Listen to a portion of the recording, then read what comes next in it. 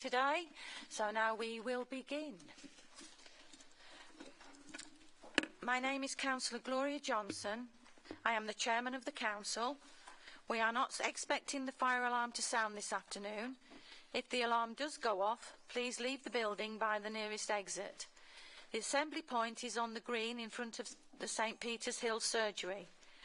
I would like to begin by welcoming all officers and councillors and the members of the press and public who are joining our meeting today.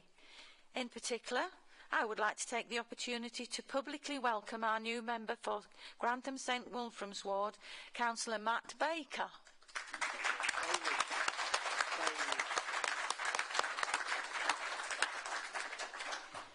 Before we proceed with the business of the meeting, I would like to ask all present to join me in a minute's silence to mark the passing of former councillors Martin Wilkins and Andrew Moore. Martin Wilkins was elected to the Glen Ward, formerly Morecambe Ward, in May 2011 until 2019. During his time as a councillor, he was chairman of the Planning Committee from May 2012 until his last meeting in April 2019. Andrew Moore was elected to the Truesdale Ward in a by-election in 2005 and served through to 2011, and also served as Vice Chairman of the Governance and Audit Committee. Could you all please stand for the minute's silence?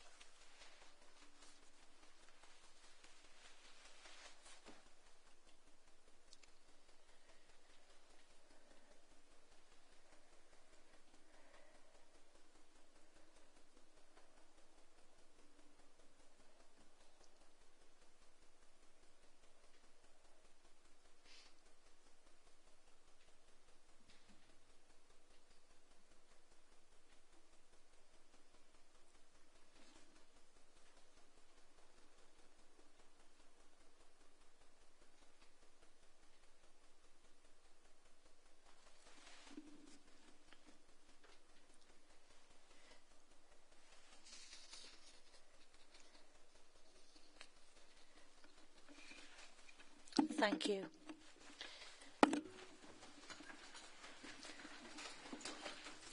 Any councillor who wishes to speak should press the button on their microphone.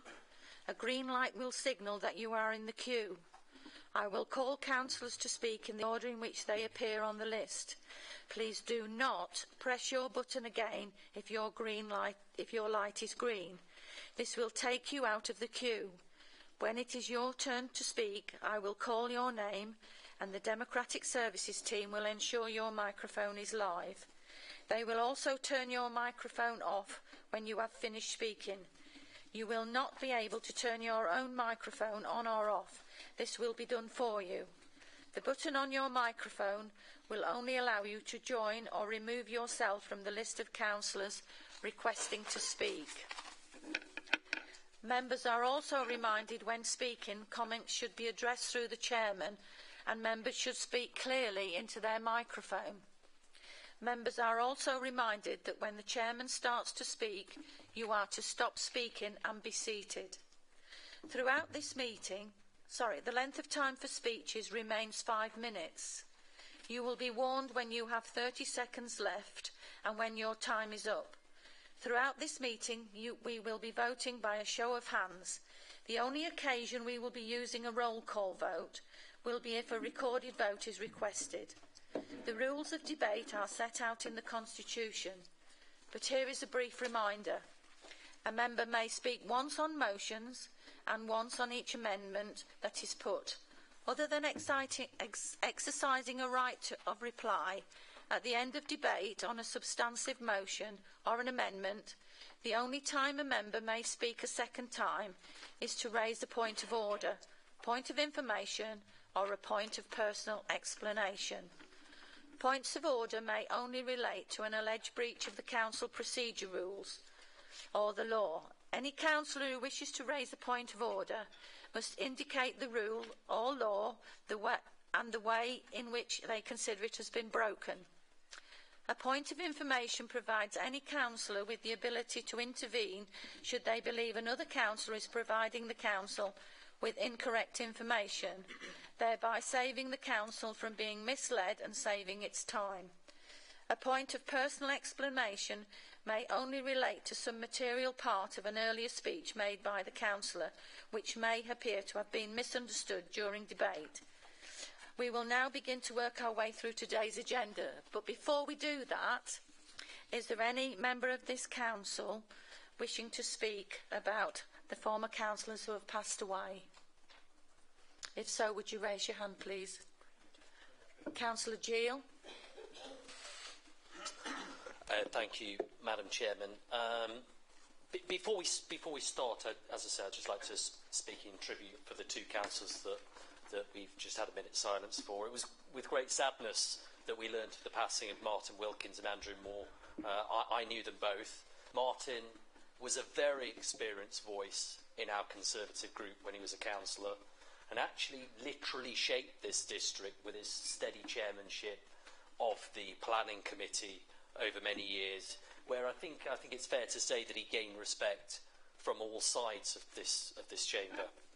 His considered experience was a great loss when he told us in the Conservative group that he was to retire to Cornwall, and it was with great sadness that we learned that he'd recently passed.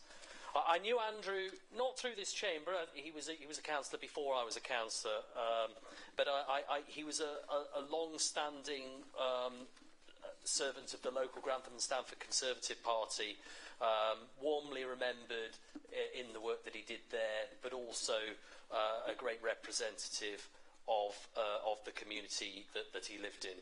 Both will be warmly remembered, and we can take inspiration from their dedication to South Kesteven and the communities that they represented. Thank you.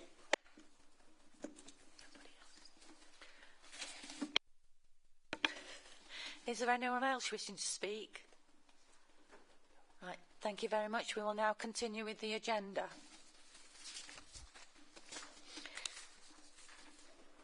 Can I please ask the Democratic Service Officer to conform?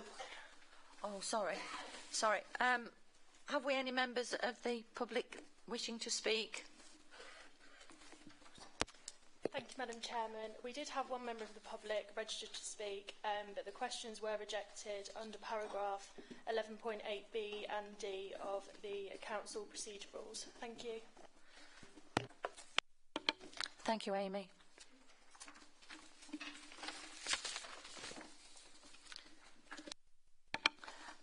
Can I please ask the Democratic Service Officer to confirm any apologies that have been received for absence, please? Thank you. We've received apologies from Councillors Barry Dobson, Pam Bosworth, Ian Stokes, Nikki Mansfield and Ian Selby. Thank you, Madam Chairman. Are there any further apologies to be noted?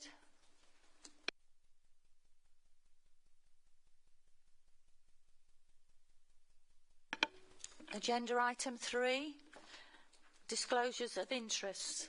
Members are reminded that a disclosable pecuniary interest is an interest any member holds where they or their spouse or civil partner is likely to receive a financial benefit or disadvantage because of the decision that is being made. For example, this could be because of their employment or a dividend that they have in respect of an affected business. It also covers any land they hold. Members should also consider whether they have any other registrable interests or non-registrable interests that would need declaring at the meeting in accordance with the Council's Code of Conduct. Once you have declared an interest, you should leave the meeting, not speak or vote on the debate. If any member has any interests they need to disclose, please indicate them now.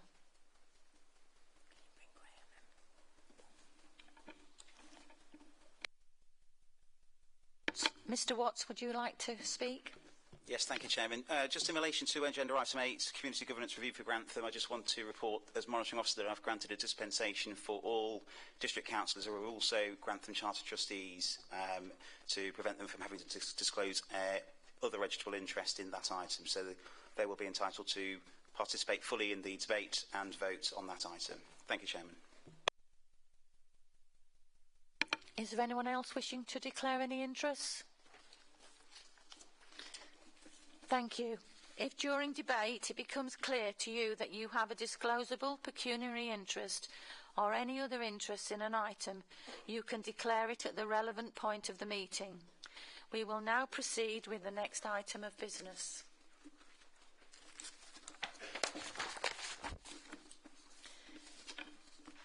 Agenda item 4. Minutes of the meeting held on the 28th of September 2023. This item is to confirm the minutes of the meeting held on 28th of September 2023. Any corrections should be regarding the accuracy of the substance of the minutes, not typographical errors, which should have been raised with the Democratic Services team when the minutes were published.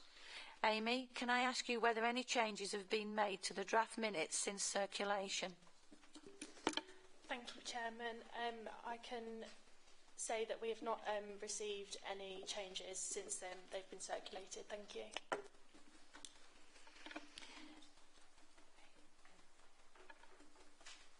If you wish to make any further corrections to the minutes, please indicate now.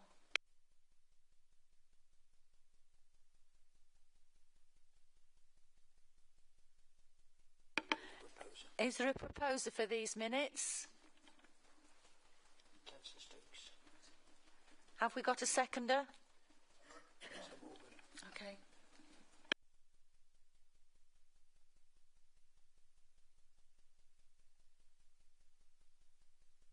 All those in favour, please raise your hands.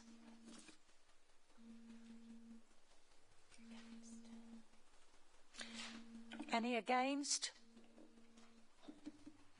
Any abstentions?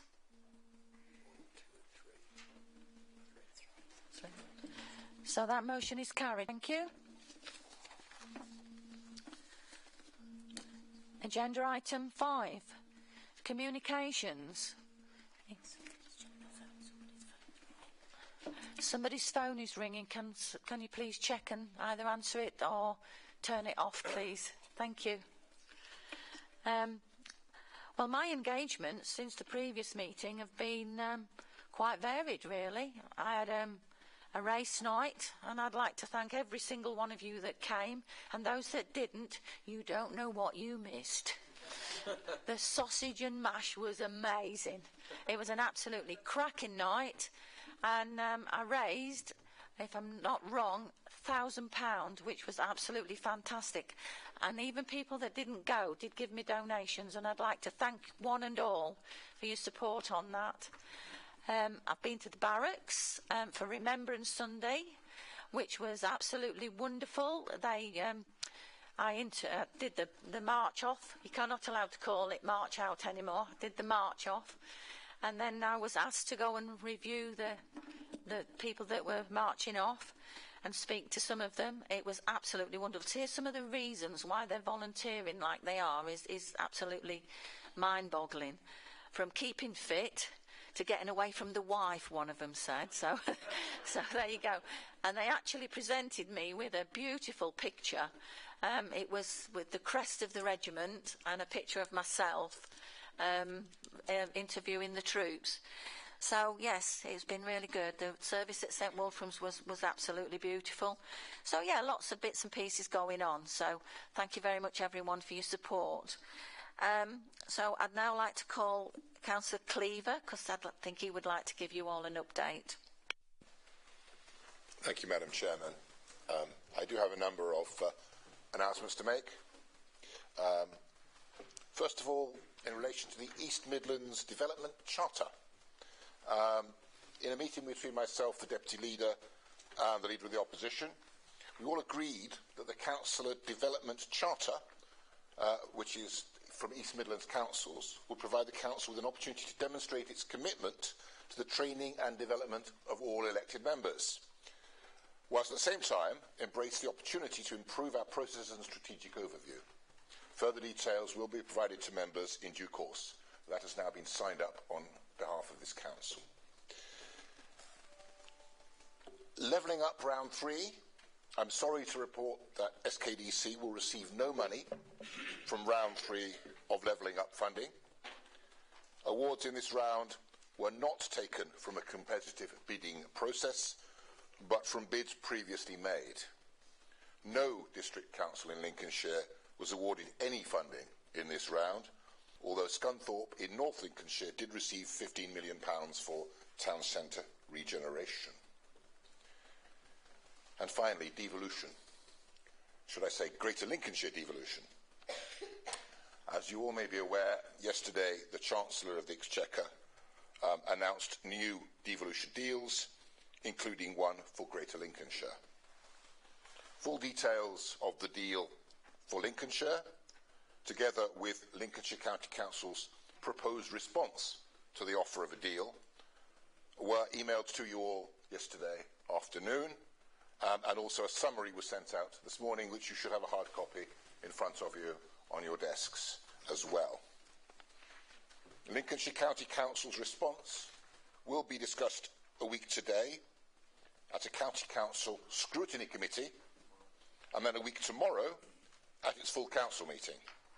Following that, an 8-week public consultation will take place, during which it is intended that this council should hold a full debate on the issue. Following the consultation, the necessary statutory instruments will be drafted by central government to enact the devolution deal. It is envisaged that a shadow mayoral authority will be in place during 2024-25, with a mayor being elected in May 2025, at the same time as the county council elections. Given the considerable interest in this issue following yesterday's announcement, I have drafted a statement to be considered by both Cabinet and majority group leaders to be issued as soon as the wording can be agreed. I'm happy to take any questions on this issue during members' questions. Thank you, and I believe Councillor Dilks would now like to speak as well. Thank you. Councillor Robbins, do you want to speak with regard to what Councillor Cleaver's just said, or something else? Just 1 minute. Apparently you're not allowed to. I'm sorry. Thank you, Madam Chairman. We don't take questions at this. It's actually announcements. Members' questions are later on the agenda.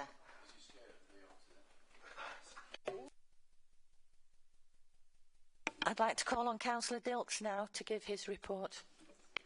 Thank you very much, Madam Chairman. May I say that in the short months since I've been Cabinet Member for Housing and Planning, the best news I received is the fact that's just come past in very recent times, that our housing services that have been under the direction of the National Housing Regulator for almost the past 3 years, that order has finally been lifted. I wish to pay warm tribute to the work that was done both under the previous administration and under the new one to get us to a happier place. I call it taking back control.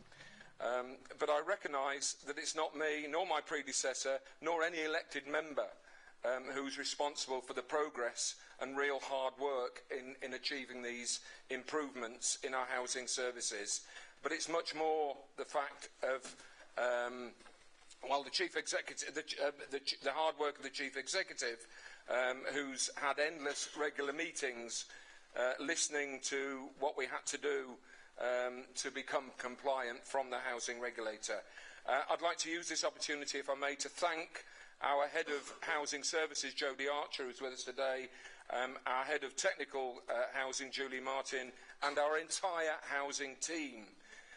As Cabinet Member for Housing and Planning, I'm first to recognise our housing services are still some way to go to where we want to be. We're on a journey, we're still on that journey, and there are particular challenges ahead relating to repairs and cutting down the time properties are empty in particular. But I do think it is worth celebrating the milestone and at least recognised where we've reached in getting us released from special measures. I'll be personally thanking all our housing team in the coming days for the work that they do, but in the meantime I think it is worth marking this milestone, and may I invite you all to a slice of cake and a cup of tea, of course, after this meeting to at least celebrate that. And I know that my colleague, the Leader of the Opposition, Councillor Geel, would like to add a few comments too. Thank you, Madam Chairman.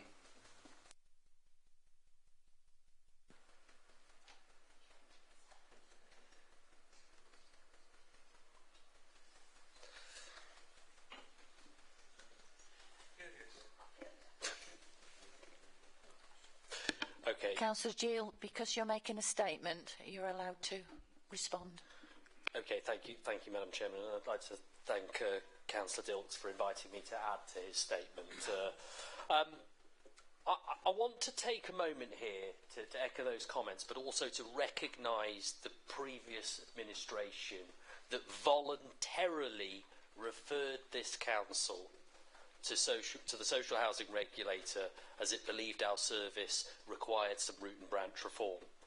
Huge amounts of energy, work and focus was taken by the previous leader, the previous portfolio holder for housing, and I think it's not widely understood in this chamber how much work happened by members and officers over the last couple of years to get to this week's announcement. I'd also like to thank the courage and dedication of the officers, the maintenance people, the surveyors, the senior management that recognised and responded to the improvements that were required, the improvement actions that were needed and that were taken. This has meant that work practices have had to change over many months and the last couple of years, in fact. New policies implemented, new procedures, changing responsibilities in the officer team for housing, new controls, new reporting, and a renewed effort to ensure that our housing service met the regulatory requirements that were needed. This has been a turbulent time over the last couple of years in our housing team, and it is credit to the professionalism of those officers that remain that the independent regulator has recognised the work that's been done and removed South Kesteven District Council from those special measures. Casework across the chamber does tell us that we are not where we want to be, though, still, and that there's still more work to be done. The work continues. I'm grateful for the work of Jodie and her team, the work that's being done there, the staff that she's got, the processes and policies she's put in place, and I'm grateful for the senior management team for pushing that through. I'm also grateful for Councillor Dilks and Councillor Moran for the work they're doing to build wider transparency in this area, to improve processes, and to continue the work of the last couple of years. And I look forward to hearing more about this continued reform in the Housing Overview and Scrutiny Committee in the coming months. Thank you all. Thank you. I'd like to call Councillor Stokes to have a review of what he's been up to. Thank you very much, Madam Chairman. I just want to let all you know as councillors, I had a successful meeting with a group of scouts within this very chamber. I think it's very important as councillors that we look to the young generation for our future. And throughout that evening on the 13th of November here in the chambers, we certainly found exactly what the young generation are really concerned about. And on that particular night, we discovered that the environment is their #1 priority. And I think it's very important as councillors that we take that on board when debating any further environmental matters throughout the district. I would also like to give a big thank you to the Democratic Services, Graham Watts, for his presentation to the Scouts to let them know what we do as SKDC and what LCC do. I think it certainly educated the parents as well on the matter who was in the chamber at the time, because we do get mixed up of what we do here and what LCC do, especially on roads. I'd also like to give a big thank you to Council Leader Richard Cleaver and Councillor Ian Selby for their contribution on the night. The parents also gave their contributions with questions and questions towards the leader and Councillor Selby, but the Scout group obviously gave more difficult questions over to them and put them all on their feet of the evening. I'd also like to give a big thank you as well to the Mayor Chamber. I contacted Councillor Whittington, Mayor Whittington, on Friday evening before that Monday with a request that we could visit the Mayor's Chamber. And they absolutely were stars from the Mayor's Chamber. They managed to get me in on the Monday evening, where we had Deputy Leader Councillor Morgan there, who gave an insight on what the Mayor does and how it represents us as Grantham and District. And also a big thank you to the Chief Executive, who also allowed this to happen as well. So personally from me, to each and every one of you that was involved, it was very much appreciated, and thank you for that support. And going forward, I think it's very important that we involve the young generation throughout the district on all matters, not just environment matters, but future matters, because it is their town and district in the years to come. And hopefully we can do some work with the Youth Council as well, going forward as well. And that's something I'd like to be involved in, which I'm sure we can have a discussion on that at some point. So just thank you, and that's it basically. Thank you. Oh, and just before I go, there will be a presentation at some point in the new year for a certificate, because it was in line with UK Parliament Week, and we have been presented a certificate for that, and I'm in the process of getting the photographs and the certificates combined together for Mayor's Parlour and for the Council to have somewhere within either the Chamber or within the offices within the Council. So, thank you. Thank you, Councillor Stokes. I also have the following information for members. Thank you to all those members who attended last week's briefing on devolution for Lincolnshire. This is an important topic that will have implications for the future of local government in the county, and a further briefing will be held before consideration by full council. We received the good news at the end of October that after many months of hard work to improve our social housing service, we are now judged as compliant with standards set out by the regulator for social housing. This means the regulatory notice imposed in February 2021 has been lifted, and I would like to state my personal thanks to the housing team for their effort and dedication in making this turnaround possible. We have come a long way, but this is only the start of the journey, and we will continue to make further improvements on providing safe, secure, affordable homes for our tenants. A reminder for all councillors that there is a member-only briefing on St Martin's Park at 4 p.m. on the 5th of December. I'm delighted to announce that South Kesteven District Council has been recognised as a great place to work after being shortlisted in 2 categories of a major awards scheme.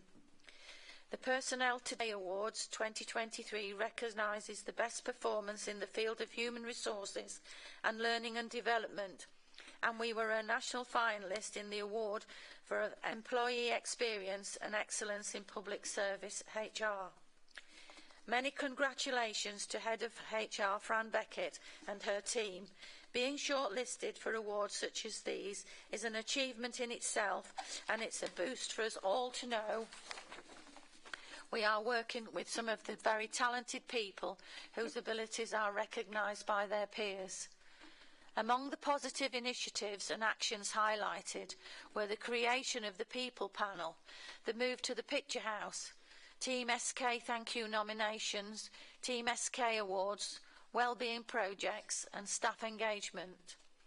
Public consultation on our draft corporate plan, setting out our vision, mission statement and priorities is underway and runs until December the 19th. Thanks to all those members who attended the workshops that were arranged to explain the thinking behind the document, and those who have responded to the online consultation. Please encourage members of the public to also take the opportunity to have their say on this important document. Are there any further announcements that anyone wishes to make? Councillor Robert Sharrock. Thank you, Chair. I actually have a point of order, but it's a little post hoc. because I had to check what the Leader of the Opposition, Councillor Gill, actually said in his statement, which I think is misleading. He basically said that the administration referred themselves to the regulator. My understanding is that the referral came from the Chief Executive to the regulator. It was nothing to do with the administration at all, and I think we need that record corrected, because he's trying to give the impression that the administration were on the ball with this, when we clearly know that they weren't at that point of time.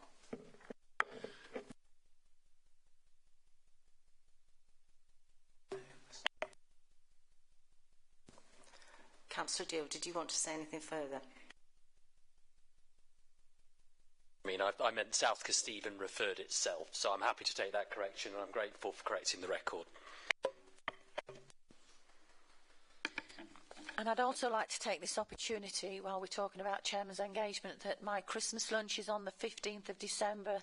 If anyone is still wishing to go, would they like to contact Sam? We still have a few places left. And thank you for those that's already put their names forward. Thank you.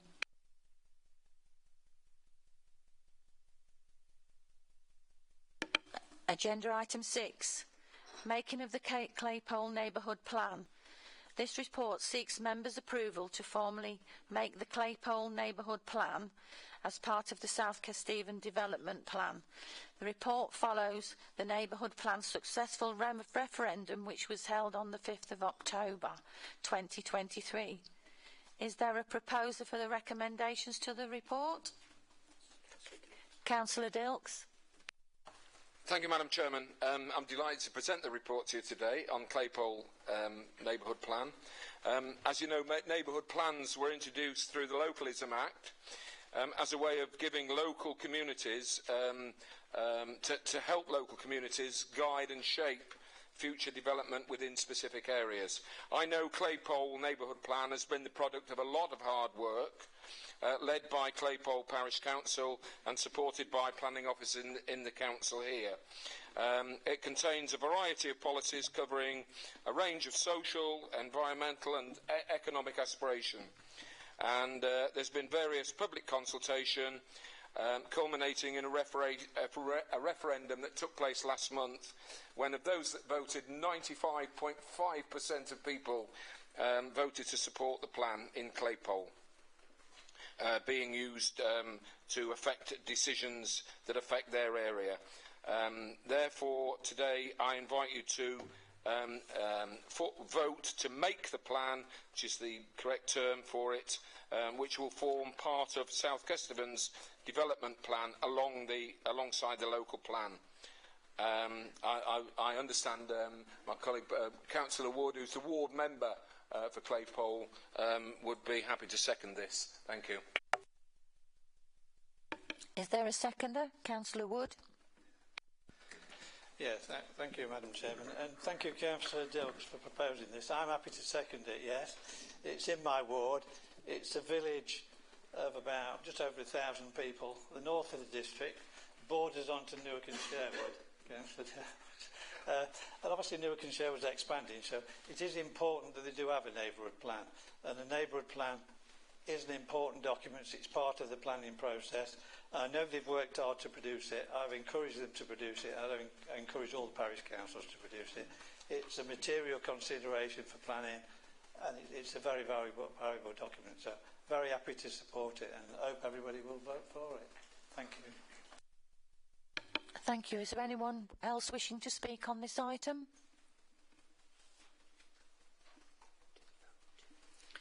Right, we'll go to the vote. All those for, would you please raise your hands?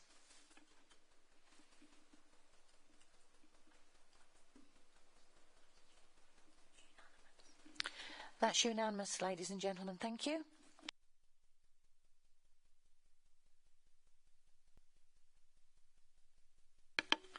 Agenda item 7, appointments to outside bodies and committees. Full council have the opportunity to appoint to 2 outside bodies. There is also a vacancy for the South Kesteven Coalition Group on the Rural and Communities Overview and Scrutiny Committee. This report will be introduced by our monitoring officer, Graham Watts. Thank you, Chairman.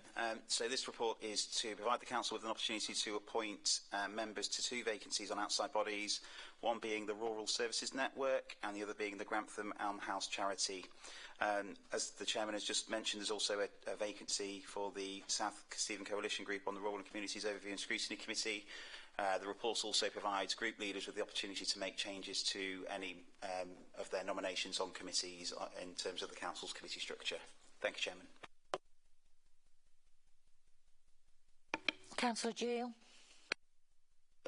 Changes were submitted a couple of weeks ago to James Wellburn on this. I'm happy to go through those again if need be, but changes have been submitted from the coalition group.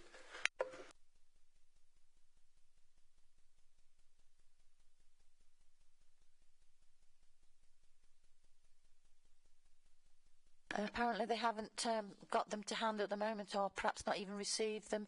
Would you like to go through them, Councillor Gill? Okay, shall I put them in writing and then we can take them later on in the agenda after the break, perhaps? Yes, we can do that, Councillor Gill, but would you stand in future, please, when you're speaking?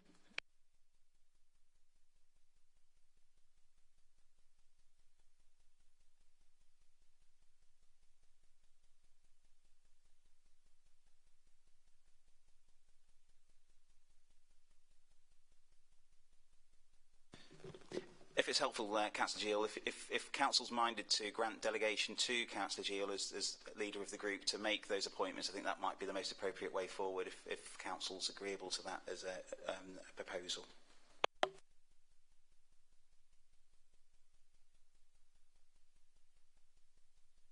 Can we take a vote on whether everyone is happy for Councillor Gill to do that? All those in favour, please raise your hands. Is there any against? 1. That motion is carried. Shows you've got trust in you, Councillor Gill.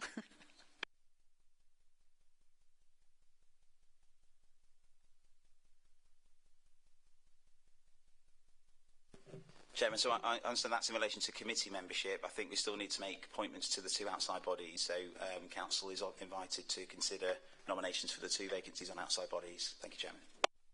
Councillor Gill. We've made a nomination to the Grantham Almshouse as Councillor Rob Leadenham. Is there any other nominations? Councillor Murray.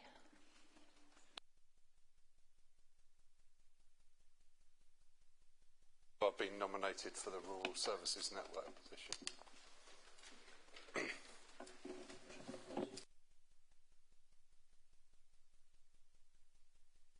Okay, thank you for that.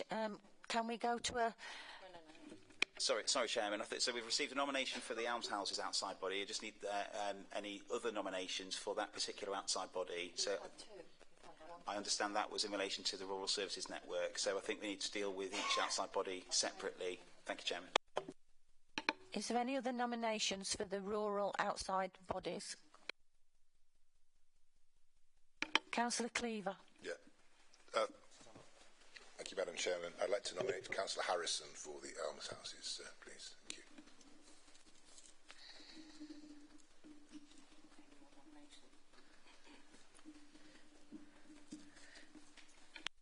Councillor Kelly. Thank you, Madam Chairman. Can I second the nomination for Councillor Harrison for the Almshouses?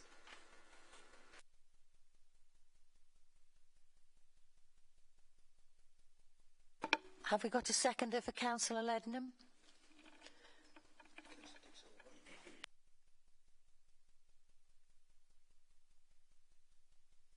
Thank you, Councillor Crawford. Crawford. Thank you. Got a new name, Helen. Thank you.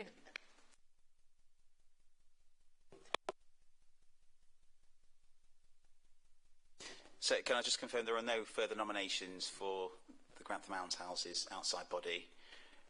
In which case, Chairman, it would be a vote for the 2 candidates that have been nominated. So we'd need to vote for, would need members to indicate their preference for Councillor Leadenham to be appointed onto the outside body.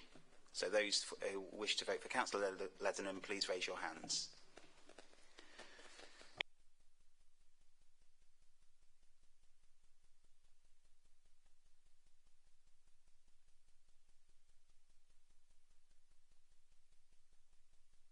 And those in favour of Councillor Harrison, please raise your hands.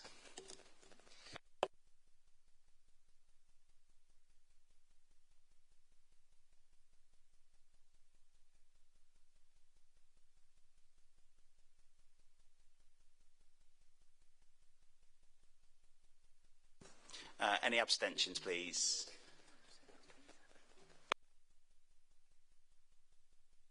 Okay, I can confirm that Councillor Harrison has been appointed Chairman. Thank you.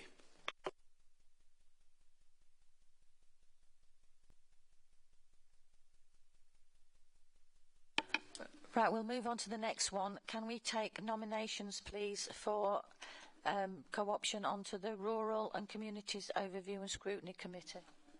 No, that one.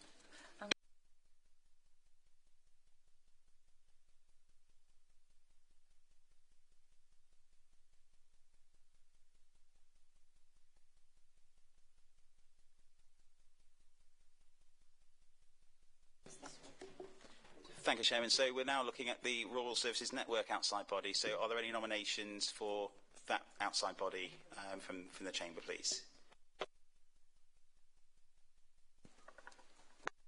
Madam Chairman, I'm happy to propose Councillor Missasling. Councillor Murray. No, sorry.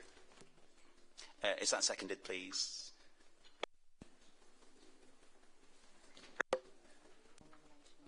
Any further nominations, please?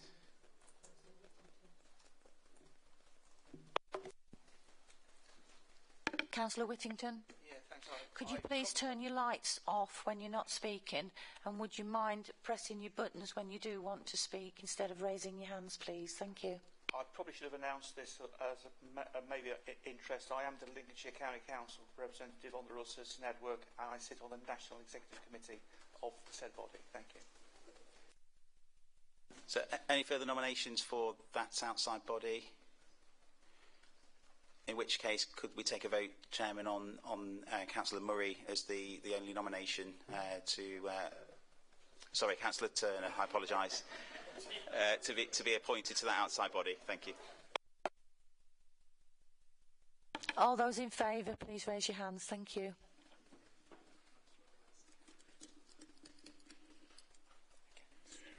Any against? That motion's carried. Thank you very much. Councillor Gill. I've identified the email. Perhaps if I read this out, actually. So, Councillor Rob Ledenham will be joining the Rural and Communities Overview and Scrutiny Committee, and he will be replaced on the Leisure Overview and Scrutiny Committee by Councillor Matt Bailey. Councillor Matt Bailey will also be replacing Councillor Jane Wood on the Housing Overview and Scrutiny Committee. That email was sent earlier in November. Thank you.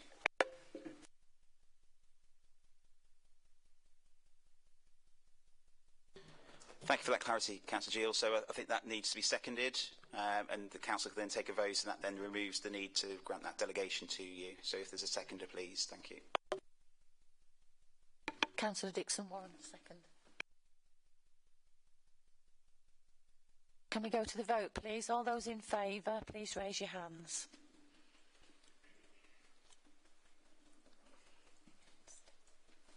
Any against? Any abstentions? That motion's carried. Thank you. I got lost with that lot, didn't I? Right, agenda item 8. Community Governance Review for Grantham.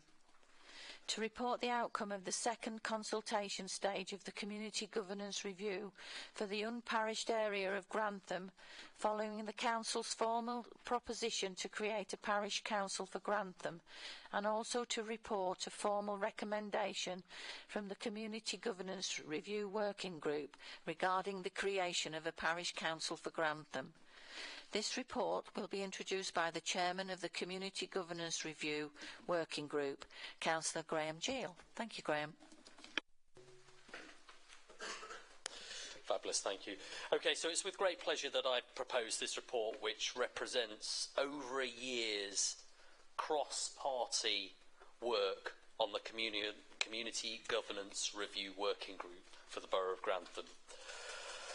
to which the other members elected me as chair on the first meeting, much to my surprise, it should be said. I would like to first recognise and thank all of those councillors that served on this committee over 2 administrations, and those that are Grantham councillors today. And I would also like to thank the way they've worked in a positive and collaborative way. Team Grantham consisted of all the Grantham councillors here today, as well as those from the last council: Cathy Rice-Oxley, Adam Stokes, Hilary Westrop, Jackie Smith, Ray Wootton, Annie Mason, and my former deputy on that committee, my former deputy chair, Councillor Louise Clark, or councillor at the time, Louise Clark. I would also like to thank the officers, Graham Watts and his team, who undertook the consultation. The consultation received the largest amount of replies in South Kesteven history, I understood, the first phase, and I'd like to thank everyone who responded and all of those discussion groups that took place. When I started as a councillor, I was unconvinced of the need for a local town council, but as a councillor for Grantham, I experienced decisions being taken on behalf of Grantham outside of the town, planning decisions where there was no statutory voice for the people of Grantham, and taxes being levied on the people of Grantham I'm not 100% convinced were being spent in our town. So it is time to elect people who are responsible for these decisions. Yesterday in the autumn statement, we heard that devolution is coming to Lincolnshire through a combined authority. And for over 450 years out of the last 500 years, Grantham managed its own affairs. I believe we can do it again. Looking at other town councils, and I'm thinking of Stamford, Bourne and Deepings, it's clear that there will be bad decisions. There'll also be good decisions. There will be money spent wisely, and there will be money spent in ways we all disagree with. But crucially, there will be somebody to complain to when this happens. And I want to hold those decision makers to account. So I'm absolutely delighted, after a long journey that is a real window into how this council can work collaboratively and together in the interests of its residents. I'm happy to propose this report, and I'm pleased to invite my deputy chairman, Councillor Lee Steptoe, who wants to say some words as well. Thank you. Councillor Steptoe. Yeah, thank you very much, Madam Chair, and through you I'd like to thank Graham Gill. I've only been Vice Chair for about 3 months, early September, but it's been a genuine pleasure to serve in that capacity. I want to endorse everything that Councillor Gill has just said in the absolute spirit of cross-party consensus that's been such a key feature of this community governance process.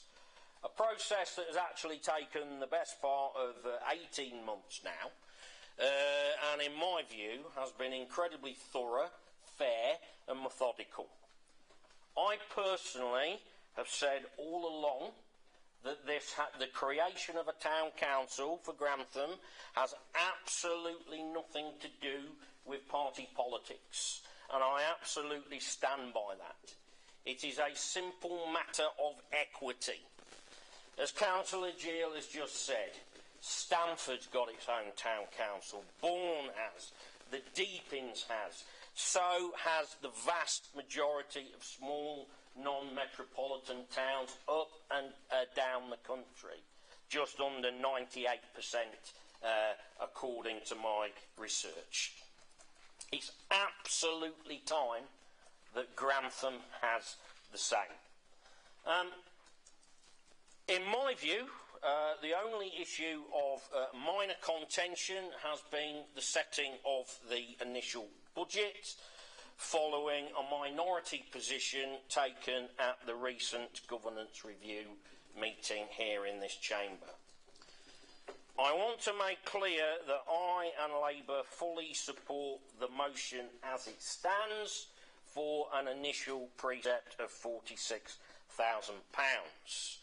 and we need to note that that figure actually includes a 7% uplift on last year's Chartered Trustees budget to account for high inflation. The consensus, there is a minority view, I totally accept that, but the consensus view on that general review has been that the first year of the town council should very much be seen as a scoping exercise.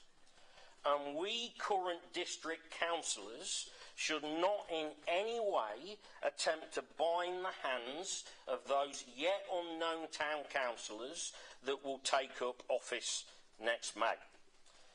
So to this end, I believe that an amendment is coming to increase the initial town council budget.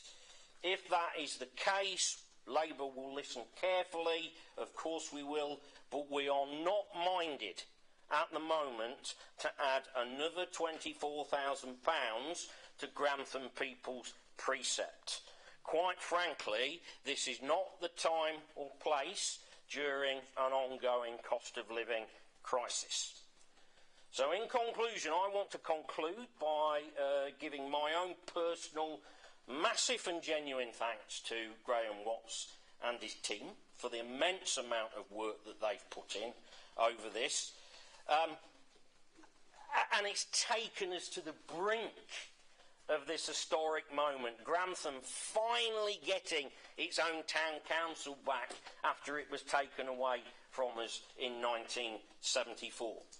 Just as Councillor Gill has also just very eloquently done, I'd also like to thank all Grantham councillors, past and present, that have engaged so constructively to give us, hopefully, a town council. It really has been a cross-party effort and wonderful to behold. Perhaps there should be a bit more of it. Thank you very much.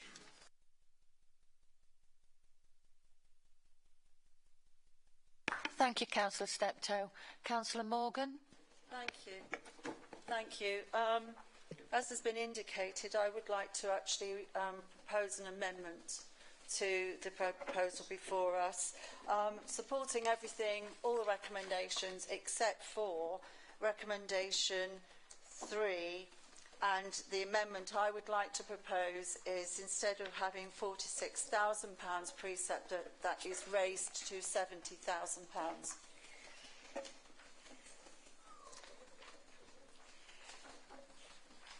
And I'd like to speak on that amendment, if I may.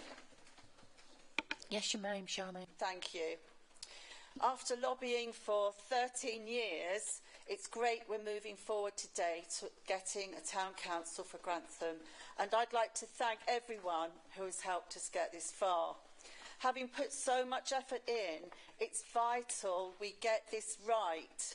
We get one chance, and the amount proposed is simply not enough to cope with the increased powers of a town council over the role of the Charter Trustees. It's been said it's not up to us to determine the arrangements of the future council. If that was so, we would not be having this debate today. It is our duty to do just that, in the same way the former Conservative administration had to set a budget pre-election for the forthcoming term, unaware themselves of the outcome of the election. If we accept this duty, I believe we must create a precept, neither so large as to be fiscally irresponsible, nor so constrained by its size that we prevent the new Grantham Town Council from performing its basic functions and potential. The current precept in recommendation 3, largely based on the far narrower responsibilities of the Charter Trustees, will be hugely constraining on the new town council. It's been argued the sum before us is only for the first year. After that, the town council will set its own budget. Firstly, listening to town councillors here today, from other towns such as Stamford and Bourne, the impact of the new town council in its first year is hugely important. It will need to justify a change. Secondly, once the precept is set, it would be a very brave council, in fact has already been indicated, that increases future precepts above the rate of inflation. In reality, the precept set now will stay with the new town council for a long time. It's possible the Town Council would choose to take on additional responsibilities covered under the Grantham SEA. There's some flexibility here, but with assets come responsibilities and costs.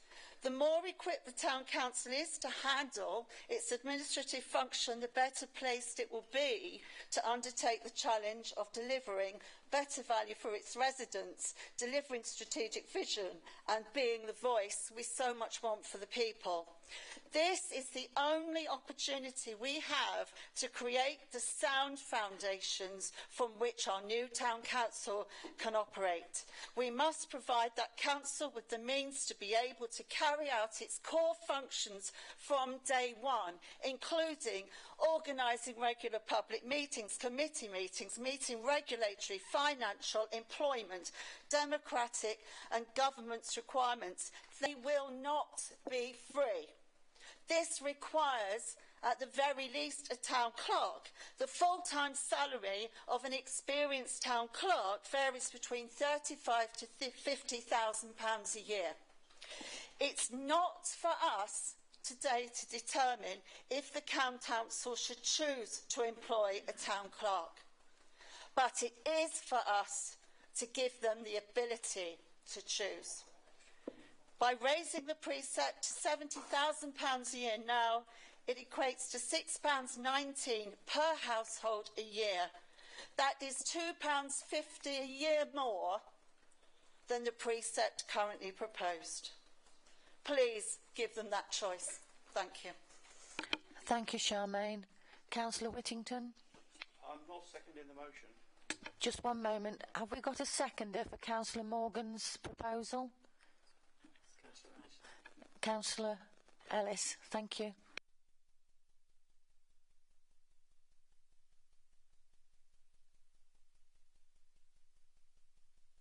Councillor Ellis, would you like to speak? Yes, I'd just like to obviously second the motion, but also reserve the right to speak. Okay, thank you. Councillor Whittington?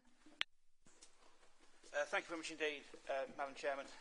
Unfortunately, I can't support this amendment, and I'll go through some of the reasons why. The first is a question of mandate and democratic mandate.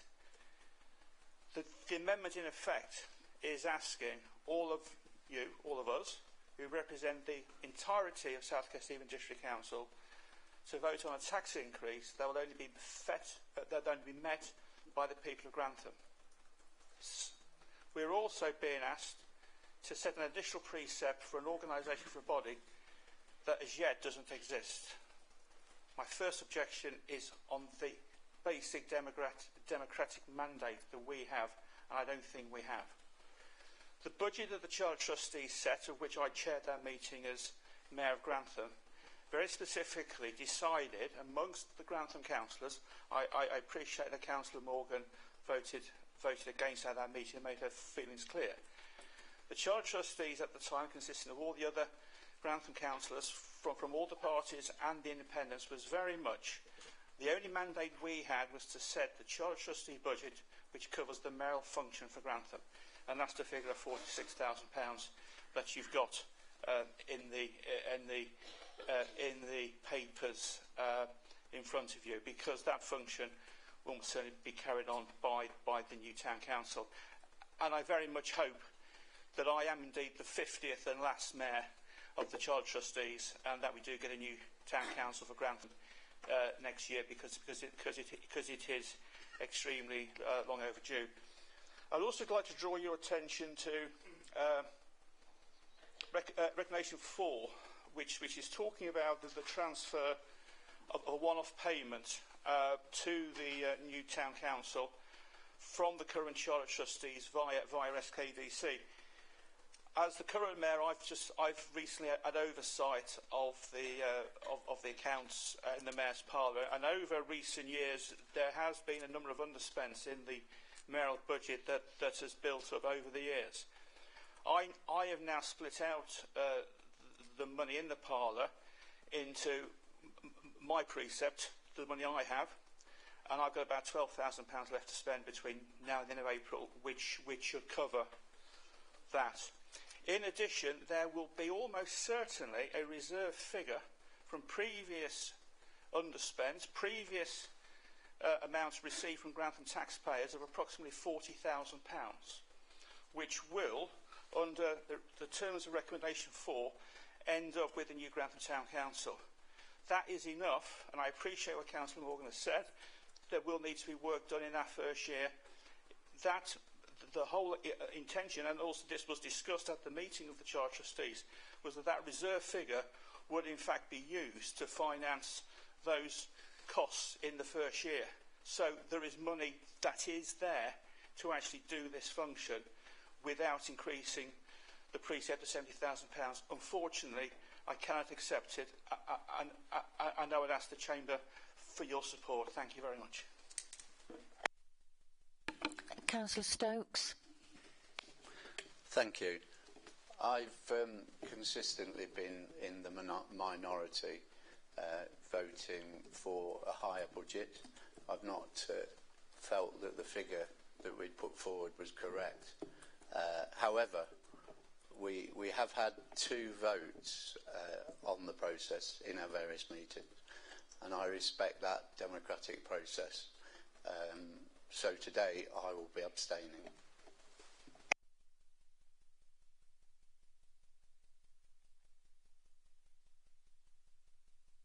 Councillor Sharrock.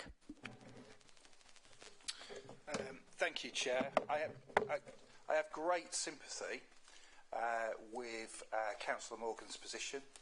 I do think there probably does need to be higher investment in the new town council. However, there are a couple of important principles here which have been alluded to. The first one, right, is very much the idea of a democratic mandate. There isn't a council there at the moment. There are no elected councillors, right? And the principle that we have in any form of local government is that it's those councillors that will set that precept. They will decide what is needed, how much they have to raise to be able to make those things happen. And of course precepts will change, and I think that's the message, yeah, which those town councillors will have to get out, yeah, after they've gone through that process of setting up, where they make the case, yeah, this is the amount of money which we need, this is how we're going to spend that precept. There are a couple of other issues there which I think are more practical issues as well, which may kind of deal with some of the things which Councillor Morgan has referred to. Clearly it's not just the finances and assets that will get transferred over, it will also be the staff that get transferred over as well, so they will be transferred in to that new organisation. And of course then, one of the things which that council may have to do is look at those roles. The roles will be very different than what they were performing as part of the mayor's parlour, yeah, in terms of the ceremonial functions that were involved then. So there will have to be a staffing review involved in that, which then may get you to a position where you can take on a clerk, the role of a clerk, on a fractional contract as well to begin with. So there's a number of issues there, and it's one of the reasons why what's really important at this moment in time, yeah, which ourselves have talked about, is that idea that we've got to get this set up, we've got to do it, yeah, in terms of the resources which are currently available, yeah, which have been pointed out, and then we go through the election process, and then they are free to decide what they want to do, yeah, as elected town councillors. It's that principle that's really important. And when we get onto the devolution debate, yeah, it's that principle as well, okay, that we have to bear in mind in terms of to what extent do you impose something, yeah, and then basically say it's democratic, and to what extent do the people on the ground, the citizens in those areas, have in terms of influencing the shape of the democracy which they are all part of as well. Thank you. Thank you. Councillor Gill. Okay, thank you. Before I respond to the amendment, can I just commend the words of Councillor Steptoe there and some really interesting points made by Councillor Shorrock. I think it's a real window into how this council can be run, with everyone pulling in the same direction. Everyone's on Team Grantham in that community governance review. Everyone was working for what is best for the town of Grantham. It was a really interesting committee to be part of, and a window into coalition working. But this proposal, it be said, was proposed, discussed and rejected decisively when the Charter Trustees met in the Mayor's Parlour, was proposed again, discussed again and rejected again in the Community Governance Review Working Group when it was met here. And now it's been proposed again and to be discussed again, and we're hearing the same items again. I mean, I think the points are well made by Councillor Morgan, and I think that we all want what is best for Grantham here. But I won't be supporting this, as was made in each of the two previous discussions, and I'll make it again for the third time.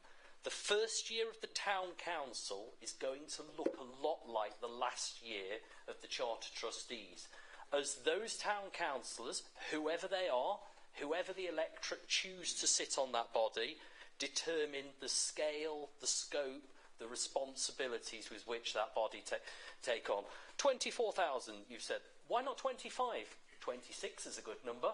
22, what about 20? We've got no idea what those people will want to take on. And so, whilst I know that Councillor Morgan has the best interests of the Town Council and the best interests of Grantham and the best interests of Grantham St Vincent's Ward Council constituents, I won't be supporting this because of the comments made by Councillor Shorrock, because it's been agreed and discussed and decisively rejected. It is not, I feel, our place to bind the hands or make any decisions for that new council. And it might take baby steps to get towards an all-singing, all-dancing town council. But again, it's their decision. It's the decision that's placed in the electors as to who they vote into power.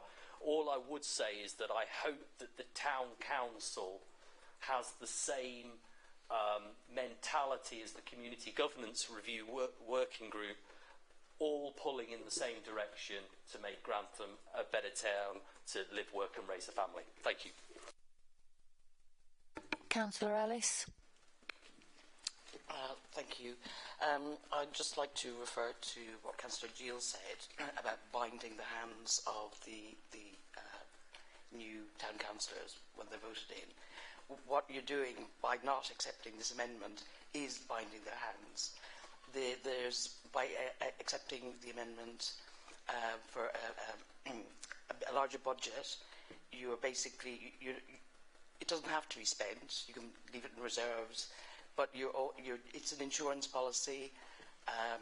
It doesn't have to be spent. And I do think the budget that was originally proposed, I do think it's a bit naive. Thank you. Councillor Cleaver. Thank you, Madam Chairman. I'd like to echo what Councillor Ellis has just said. And I do find the sentiments in this amendment attractive ones.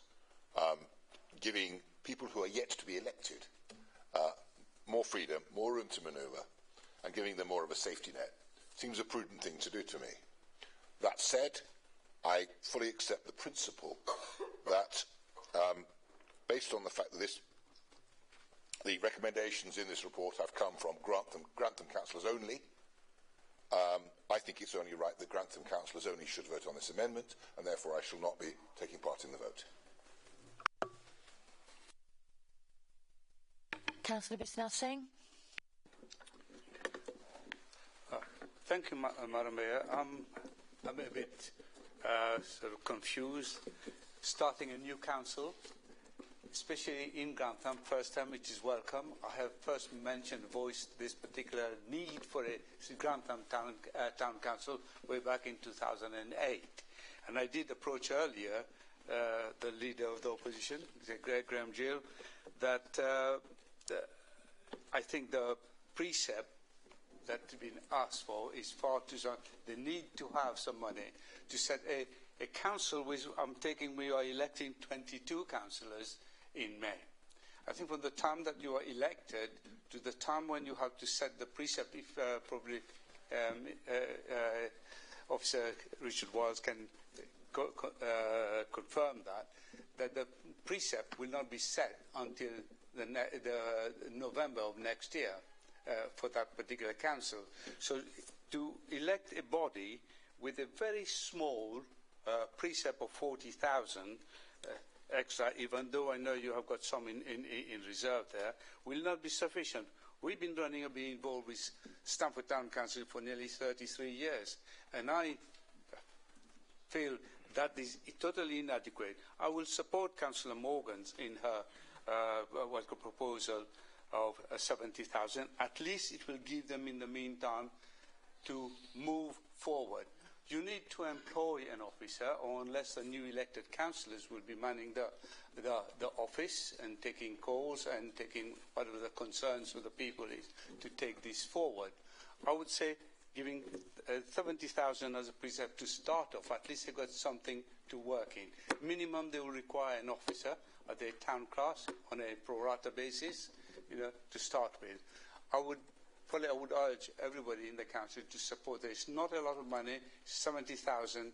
I think before, I remember, we used to give the charter mayors more, roughly 60-odd thousand before, way back pre-2008. So I would feel that I would urge everybody to support this, let them to have a good start, to start in it and go forward. We got to serve 38,000 people in this town, and I say let's go forward we're to give them a good chance to succeed. Thank you. Councillor Robbins. Thank you, Chairman. I have got to disagree with the leader, Councillor Cleaver. He is right in one way where he says about it should be down to the Grantham councillors, but what we're actually voting for is the whole budget for South Kesteven to be increased, and that I think each and every one of us have to be responsible for. So I think we should all have a vote to say if the extra money should be spent or not. Thank you.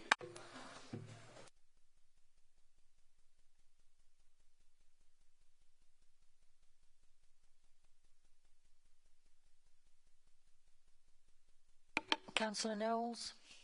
Yes, thank you, Chairman. I don't understand the last comment. It's not affecting the SKDC budget. It's specific budget for Grantham in order to set them up as a council for next year. I have mixed views on this. I feel that there should have been a proper budget, a line-by-line budget of wondering what Grantham will need next year, despite what they might need the following year, when the circumstances will be different and their responsibilities will be different.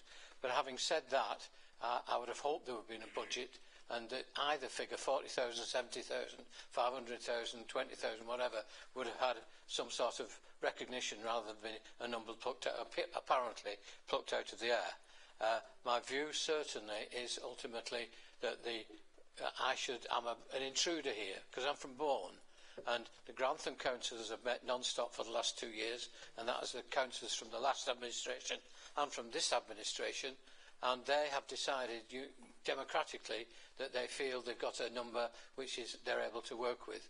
I sympathise with the idea that that might not be enough, and our discussions with Councillor Morgan, I sympathise with some of her arguments. I don't think it's for me to go against the democratic decision of the Grantham councillors over this, and their view should be respected. I was feeling I would abstain on that grounds, but I actually feel I'll probably vote against the amendment, because there doesn't seem to be enough Grantham councillors who endorse the amendment at this stage, so that I think I will vote against the amendment. I'm sorry, Chairman. Thank you. Thank you. Is there anyone else wishing to speak on this? Councillor Morgan? No, I'm sorry, Councillor Morgan. You've spoken already. Personal information, because actually some of the information regarding my previous voting record is incorrect. I did not vote in the Charter Trustee meeting against this, actually abstained, to clarify that. Secondly, we only actually looked at the figure at the last meeting. That's why this has been a matter that is fairly late in the day. Thank you very much. Chair, sorry, just to clarify, the last two meetings of the Community Governance Working Group have considered the budget in relation to the precepting arrangement. So it's the last two meetings of the Community Governance Review Working Group that have looked at the budget and the figures associated with that. Thank you. We actually went back from the first meeting to review a recommendation by yourself, in fact, which was £80,000 a year. Thank you. Thank you. Anyone else wishing to speak on this motion? Councillor Whittington, you've already spoken once. Which I believe I'm entitled to make under the Constitution. Yes, I completed. Sorry, Charmaine, just want to clarify. Councillor Morgan did in fact abstain at the Grantham Charter Trustee meeting on the budget, but every other single Grantham councillor who's there as a Charter Trustee voted in favour of the 46,000 figure in the papers. Thank you. Right, thank you everyone. Now we will vote on the amendment. Oh, sorry, Councillor Tim Harrison. Thank you, Chair. I'd just like to say that we have voted on this now. We voted on it in the council offices, we voted on it here, and I would ask that everybody here recognises the democratic vote that we had and what was put before you in the initial agreement. Thank you. Thank you. We'll now go to the vote on the amendment. Would all those in favour please wave your hands? Wave your hands. Raise your hands.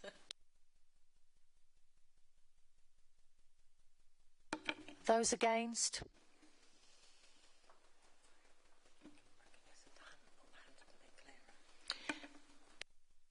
Would some of you please raise your hands a bit higher, because I can't tell whether you're voting or not. Thank you. Thank you, Councillor Knowles. Any abstentions?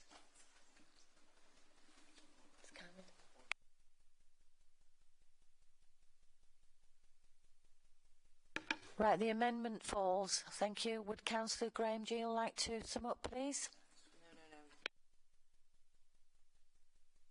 Other than just to thank everyone for their words and just to...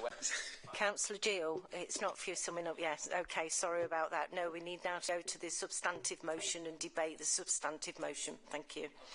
I think it's been, has it been, it's been posed and seconded, hasn't it? So therefore, we go to the debate on that motion. Thank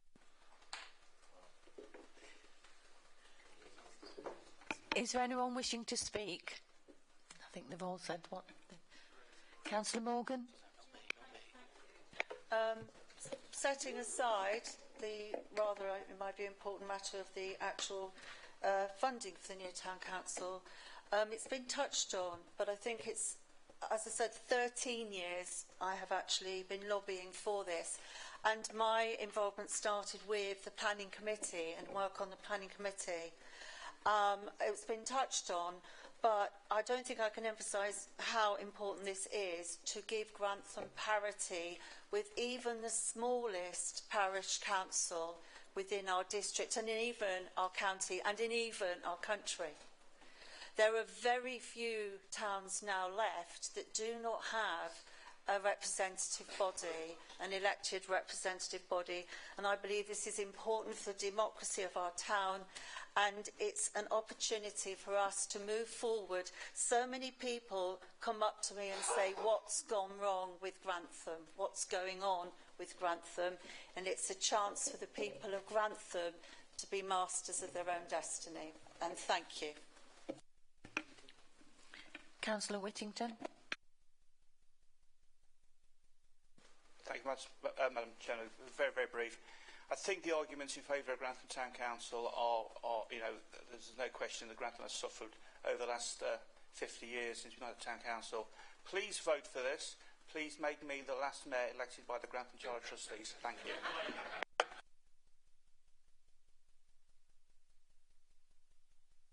Is there anyone else wishing to speak? Right, can we go to the vote then? Right, Graham, you're now allowed to speak.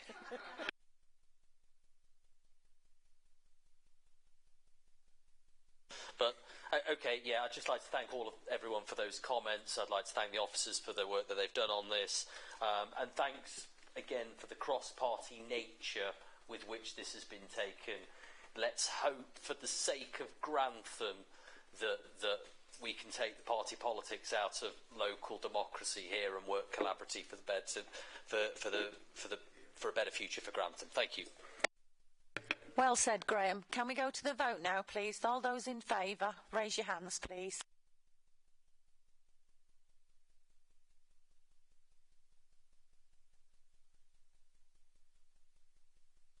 Those against? Those abstaining? Thank you. Motion carried. Now I think it's time we had a break. So, because I'm ready for a nice drink. So, can I have you all back, please, by 25 to? Thank you very much. Is Mr. Dilks here, by the way, yet? He's always last, isn't he? I was just going to compliment him on the cake. What do you reckon? Do you think he did a good job? Here he is. Councillor Dilks? Councillor Dilks, everybody wants the recipe for the cake you made. Still eating it. But thank you very much for that, Councillor Dilks. It was well appreciated. Right, can we move now on to agenda item 9? Review of the polling district and polling places. This report details the proposals for future polling districts and polling places, following the compulsory review of polling arrangements. This report will be introduced by our returning officer, Karen Bradford. And it's proposed by, I believe, Councillor Knowles? Thank you, Chair. Very, very briefly, it's a requirement of the Council to conduct such a review every 5 years. The last review was in 2018, but there was a partial review or an interim review last year at which this was discussed. I mentioned this on the grounds that one person who was vociferously opposed to one of the proposals last year was Ian Selby, Councillor Selby, and he was going to raise the matter again this year, today, but unfortunately he's ill and he sent his apologies. So I would just ask people to note that he was very, very angry with one of the polling stations in his constituency, or the change of one of his polling stations in his constituency, and we should remember that, even if we can't say so himself today. I have great pleasure in introducing not the Chief Executive, but the returning officer, who will handle all the questions you have on this item. Thank you, Councillor Knowles. Thank you, Chairman. I'm sure members can recall that we did discuss it at length earlier in the year, but this is our formal compulsory review that we need to do before January 25, and we need to be in shall we say, in the right place where we know where our polling stations are going to be. Certainly will be helpful for the PCC election in May, and of course we do not know when the general election is going to be called. Also, of course, after today's decision making, we'll have the Grantham Grantham Parish Council elections in May of this year. Just to note what Councillor Knowles said there, I think from all members' responses, I think the only area that we haven't got agreement on is the ward area of Councillor Noon and Councillor Selby. So I don't know if there's any formal proposals to make that amendment. I will please just note that in the last election that we ran in that area, we did not get any complaints at all from any of the electorate, and I do, as detailed in the report, saying that the returning officer's recommendations is for that site, which has got better facilities and better car parking facilities. So, members, I'm quite thank you for all your responses, and thank you as ever to Julie Edwards for collating this for us and being our font of all knowledge for our polling stations. And I'm happy to take any questions, members. It does need seconding, though. If Councillor Knowles is proposing, then I do need a seconder. Councillor Gill, are you seconding? Thank you. Thank you. Councillor Paul Wood. I've no problem, Madam Chairman, thank you. I've no problems with it. I'm quite happy to vote for it. And in particular in my ward, Viking ward, I'm quite happy with the polling stations. It's just a matter of information for me, really. I think we review this every 5 years as a matter of course. Is there a procedure if somebody wants to review it sooner? Or what's the criteria if actually somebody wants to review a particular polling station? Signatures or what? Thank you, Chairman. Yes, it is a compulsory review every 5 years, and of course we've done an interim review. If a member wanted to review their polling stations, then I would bring a report as returning officer to here as council. However, I have got a delegation to amend that if it was necessary for some emergency reasons or the venue was not available for other foreseen arrangements. So if there was an interim review required, I would still bring it to council for discussion and approval. Is there anyone else wishing to speak? Councillor Knowles, would you like to sum up? I have nothing further to add, except I wholeheartedly supports the proposals, and thank you. Bye. Thank you. We'll now go to the vote. All those in favour, would you please raise your hands?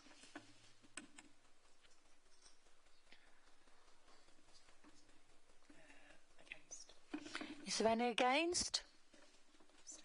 Is there any abstentions?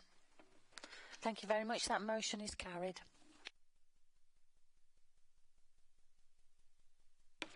Agenda item 10. To provide full council with notification of a recommendation by the Standards Committee to include the revised procedure for dealing with complaints against councillors as part of the Constitution. This item is here before Council to determine whether the document should be included as part of the Constitution, not debate the content of the procedure which has already been approved by the Standards Committee. This report is to be introduced by the Vice Chairman of the Standards Committee, Councillor Sarah Trotter. Councillor Trotter.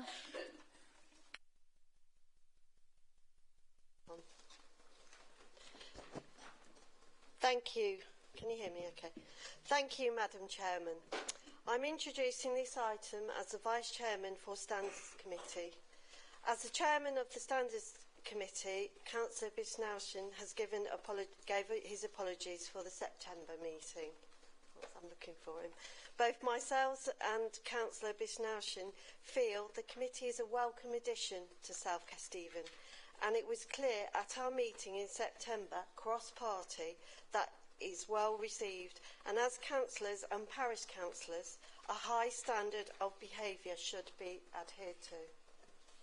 I wish to thank our own Graham Watts and his team from Democratic Services for the support, together with our two independent members, non-political representations, Mr Fred Mann and Gordon Grimes.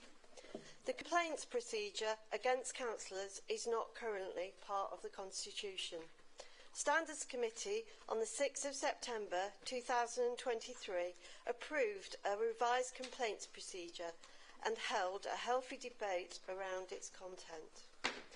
There was also the question of whether the procedure should sit outside of the Constitution as a separate document or form part of Part 5, Codes and Protocols. Standards Committee agreed to recommend to Council that the revised complaints procedure form part of the Constitution as Part 5.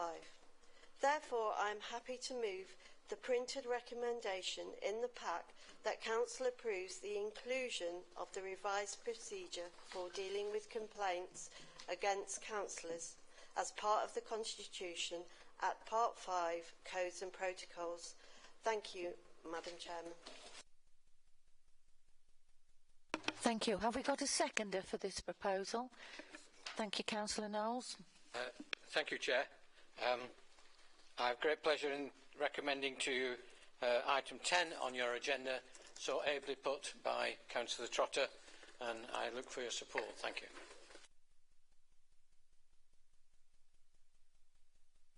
Members, I'd still like to remind you to press your buttons if you wish to speak. Thank you. Is there anyone else wishing to speak on this?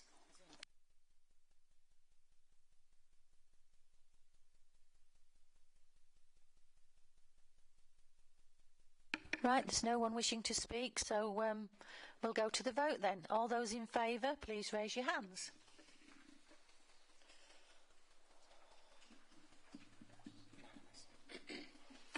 Thank you, ladies and gentlemen. That's unanimous.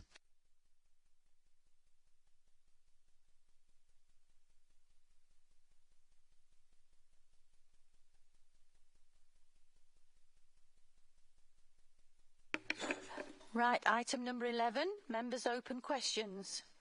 We now begin the members' open question session. Members may ask one question only, with no preamble or supplementary, which may be addressed to one of the following: the leader, cabinet members, the chairman and vice chairman of overview and scrutiny committees, the opposition group leaders. This session may last up to 45 minutes. Please join the queue to speak by pressing the button on your microphone. I will call members out in order in which they appear on my list. I expect you to put your question straight away. If you do not, I will direct you to move to your question. If after being instructed you do not move straight to your question, your microphone will be turned off and I will move to the next person in the queue. There is no right to reply, the making of statements or entering into debate. I will now work through the list. Councillor Charmaine Morgan. Thank you very much. This is a question for Councillor Patsy Ellis for Environment. Will Councillor Ellis please join me in working with our planning officers on looking at the public consultation policy for trees protected by a tree preservation order? At present, there is no requirement to consult with the public. In view of our environmental policies and, in fact, earlier comments from our young people, trees are an important part of our district, and I hope that she will support this. Thank you. Councillor Ellis. Thank you very much. We'd be absolutely delighted to support this. As Councillor Morgan said, trees are a hugely important part of the environment, our landscape in towns, urban areas, rural areas. So yes, very much happy to support this. Thank you. Councillor Nick Robbins. Thank you, Chairman. This is a question for the Leader of the Council, Councillor Cleaver. Could Councillor Cleaver explain the reason for the extraordinarily high turnover of key staff, the impact this is having on staff morale, the reputation of SKDC as an employer, but more importantly, the costs to this council for continuous recruitment? This is causing delays in many key projects, including the Grantham town team. And I say on the 31st of August, the head of economic development left. September, the programme support officer left. Shortly afterwards, the Grantham engagement manager left.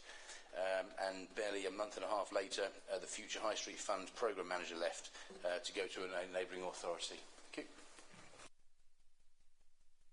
you. Councillor Cleaver. Thank you, Madam Chairman. I'm not aware that we have an extraordinarily high turnover of staff. I believe, and I will check my figures, that our staff turnover is actually decreasing. At the moment, we did have a high turnover of staff, as I think the dashboard figures that reports to Employment Committee actually shows. It is an issue. Nobody likes to have the staff turnover above a certain level. It is something that we monitor all the time. It's a key thing. We do want to retain good staff. It's important to this council. But yes, measures are being taken. Employment Committee is on it. And as I say, the staff turnover figure is actually in decline at the moment. Thank you. Councillor Paul Wood. Yeah, thank you, Madam Chairman. It's a question for Councillor Baxter. Can Councillor Baxter confirm when the future High Street Fund investment in Grantham Town Centre, which I think is about 5.6 million, will begin, and whether we'll be handing back any of the money to the government to these funds? Obviously, they've been allocated to Grantham, and I understand there's a tight timescale. The timescale is fairly soon to get it done. Councillor Baxter. Thank you, Chair. I was doing so well, I wasn't going to speak in this meeting, and now you've opened the floodgate. The High Street Fund, I share your concern, Councillor Wood, about the timescale for spending the money. I would be happy for officers to put me right if I misspeak. However, I think last time we were in this situation, in this room, we didn't know whether or not we were going to be able to come to an agreement with the County Council. We're in a situation, I mean, you said that nothing has happened with the money. There are some aspects of the High Street Fund where spending has begun, but I assume you're talking about the money for the changes to the marketplace, the five-way roundabout, or both. Due to Brexit, COVID, Putin, the costs have gone up, and so we can't afford to do both schemes on the budget that was allocated to do both schemes. So we had to pick one or the other. We have had a dialogue with Councillor Richard Davies, who you know is a Grantham County Councillor and is also the Highways portfolio holder at the county. We had a very frank and robust discussion with him, along with the Chief Executive and other members of staff and the leader and myself. We have come to an agreement as to which scheme should take priority, and that will be the marketplace. We now need to work out how the budget will be allocated. I believe that there's been a short extension to the time by which we need to spend the money. Yes, good, got a nod. I have read emails about it and I've understood them. That's good. We thought that we would have to get the money out by the end of March, and that would the impasse between the district and the county was that it's our money. We need to decide how to spend it, but they are the Highways Authority, so they will actually be spending it. And there was a worry that if the scheme or schemes went over budget, then we would have to pick up the piece. So if we said it's a £2 million scheme and it ended up being £2.5 million, then we didn't want to say we'll pick up any of the responsibility for a scheme that the county's in control of, and so did they. So that's where the impasse was. So we believe we've resolved that now. We will be going ahead with a scheme to make the marketplace into an area suitable for public events and some other bits and pieces. So we know what scheme we're doing. We've actually extended it a little bit. If there is money left over at the end of that, then we might look at the five-arm roundabout. But I am much more confident, due to the extension, much more confident that we won't be handing money back to the county. But it is something that we're watching all the time, because there's nothing I hate more than handing back money to Westminster. Thank you. Thank you. Councillor Knight. Thank you, Madam Chairman. This is also to Councillor Baxter. I wonder if you could update the Council, please, on the Grantham Town team, particularly recent activity, forthcoming activity, the budgetary position, the membership of it, and how you get to become a member of it, please.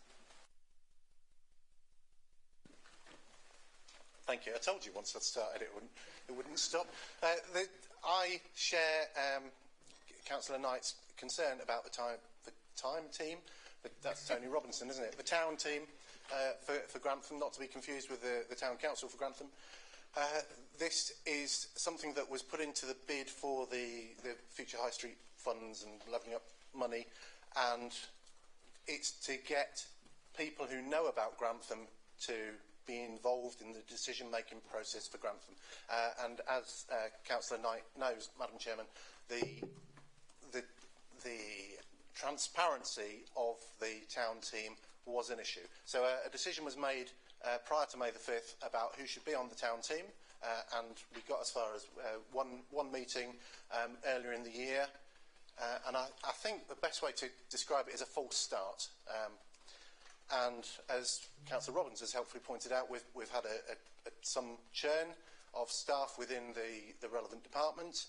And so, as you will see from your agenda for next week's Finance and Economic Overview Scrutiny Committee, we will be revisiting this again and basically saying, let's look again at the people who should be making the decisions. So on the original town team list of, so it's a list of the great and the good really, that was made up prior to May the 5th. It included people from Leisure SK and LNER and all kinds of organisations that had an impact or an interest in the town centre to one extent or another. I don't think, and other members of the administration didn't think, that it was the right list. So, for example, representation from Leisure SK is, we want Leisure SK to work for us, but if we're going to have people that are deciding the future of Grantham town centre, mainly retail and commercial, then better to get people who are properly involved in retail and commercial in the town centre. That's the way that we are revising the list. And that's the reason why it has stalled. On the budget, I'd have to come back to you on a different day, and I don't know if there was any other aspect of your question that I haven't yet answered. Okay. But next Tuesday is the finance meeting. That's a good place to continue this dialogue. Thank you. Thank you, Councillor Baxter. Councillor Bellamy, please. Thank you, Chairman. This one's for Councillor Knowles. Does the portfolio holder agree with the proposals in the government white paper regarding taxi licensing? Yes, thank you for the question. I've been discussing this even today with a well-known person involved in taxiing in Grantham and discussing this. I'm not familiar as I should be with the white paper, but I'm aware of the decision that was taken 3 years ago, in order to change the age of taxis that you could acquire from 7 years to 5 years. I do recognise that there are objections from some taxi drivers in Grantham about this, and I have already said that I will carry on with the investigations into this and to try to meet with the various people who are involved, including the licensing committee, who have not discussed it at the moment, how we carry this forward and whether there's a need for a change. So my personal views at this stage are betwixt and between. I am aware of the arguments put forward by the taxi drivers. I'm yet to be given absolute evidence of some of those arguments, particularly about maintenance of older vehicles and of the ability of people from out of town to come in and steal work in our area in Grantham. So having said that, I will be taking the matter forward, having discussed it once again with during the course of today, and trying to establish what the Council thinks, what the Cabinet thinks, and also what the licensing committee believe about this. Thank you. Councillor Worley.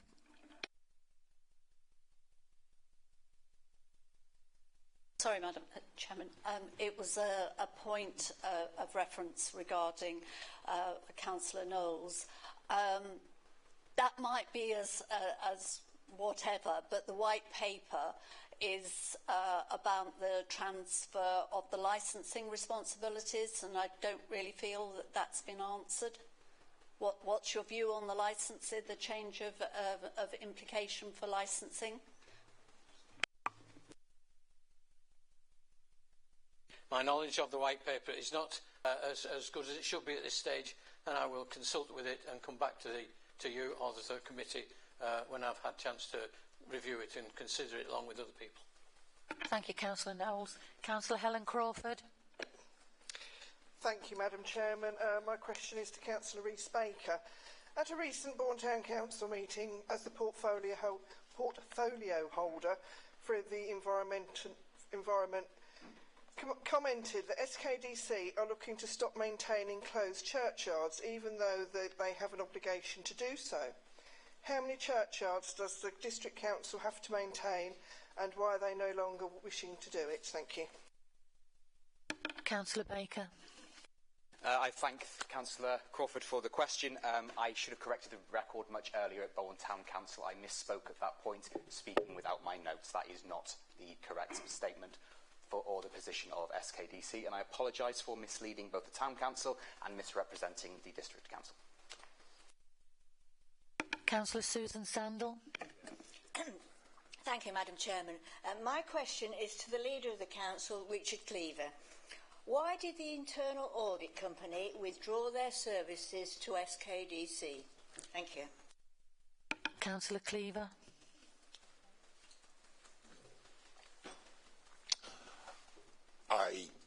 I'm not aware of the precise reasons off the top of my head for that, and I'm not sure that if I did know them, that I am able to publish that in the open council meeting, to be honest. I'll have to take advice on that.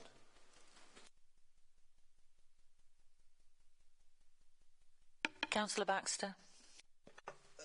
Thank you. And in an attempt to try and be helpful, I would recommend the councillor go to the webcast of the last governance and audit meeting, which is in the public domain, and watch that. And then, if you have further questions, I would refer them, preferably informally, I think, to either the chair of the Governance and Audit Committee or the Section 151 officer or the Chief Executive. I think watching the webcast is most informative. Thank you. Councillor Zoe Lane. Thank you, Madam Chairman. My question is for Councillor Dilks. Last week, a number of councillors expressed concerns via email that local tradespeople are reluctant to work with the council because of the council not paying invoices in a timely fashion. Can Councillor Dilks confirm if he is aware of these issues, and if so, what steps are being taken to rectify them, please? Thank you. Thank you, Madam Chairman. Thank you for the question. I'm not aware of them. I'm happy to investigate and come back to you with a full answer. Councillor Nick Robbins. I'm sorry, you've already asked a question, so there's only one allowed. Thank you. Right, we now go to item... Oh, sorry, Councillor Gill. Question to you, Councillor Cleaver, the leader. Councillor Morgan and others recently raised the idea of supporting businesses in Grantham Town Centre with free town centre parking on Market Day. Would the leader agree with others that Grantham Town Centre and its market requires additional support over and above additional market towns in the district, and free parking on Saturdays would be a very welcome start? Thank you. Councillor Cleaver. Thank you, Councillor Gill. I hope I'm already on record as supporting very strongly markets across the district, in all the towns. I think they're a great sign of a thriving town. And certainly I'm committed to doing whatever we can to support Grantham markets to grow and thrive. Personally, not for me to speak on behalf of the Grantham councillors, but personally I'd love to see more than one market a week in Grantham. I think that would be great. If we refurbish the marketplace, maybe we could have a market there on another day of the week. That's all up for debate. You may be aware that council parking charges are going to be under discussion next week, and the papers have been published for that, about parking charges across the district again at the Finance and Economic Scrutiny Committee, and I look forward to a good debate about the appropriateness of different levels of parking.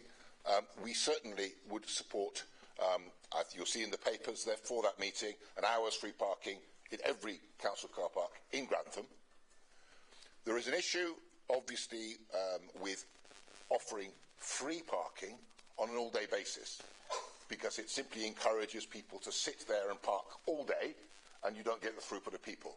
It is actually better for the market to have more people staying for 1 or 2 hours than a smaller number of people staying and parking all day. So it's not something that is, although it sounds attractive immediately at first sight, it's not necessarily going to deliver the results that people actually aspire to have. Thank you. Graham Watts would like to speak now. Thank you. Sorry, Chairman, it's just to clarify, in Council Procedure Rule 12.5, it does specify that councillors are limited to 1 question per meeting. So just to add that clarity. Thank you, Chairman. Thank you. Councillor Woolley. Thank you, Chairman. My question is... I haven't had a question. I raised a point of clarification, but I haven't had a question. My question is to Councillor Paul Stokes. Residents in my area around Bourne and the surrounding villages are keen to know, Councillor Stokes, what the implications could be if the Deepings Leisure Centre is reopened. It's likely to result in the loss of income for Bourne Leisure Centre, and of course that's run by Leisure SK. So can you tell me what modelling's been done to take this into account? Thank you. Councillor Stokes. Thank you. Yes, I can say that modelling is currently being done because at the moment the papers aren't quite ready. We're waiting for further papers from the Deepings, and once those are in, we'll be able to do modelling to see A, if the Deepings is a proposal that we can move forward with, and B, what impact there would be on Bourne, Stamford and any other leisure centre, whether it's South Holland or wherever. Councillor Ben Green. Councillor Baxter. Chair, I'd just like to ask what is meant by a point of clarification. I don't think there's such a thing in the Constitution as a point of clarification. And I think that, happy to take questions, but I think that Councillor Woolley's point earlier on was indeed a question.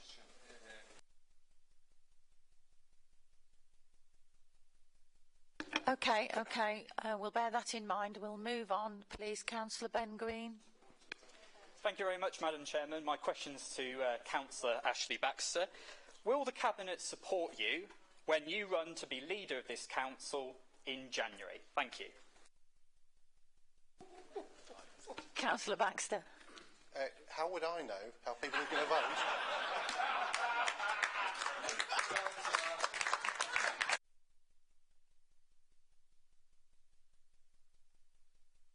Councillor Baxter, you never fail, do you really?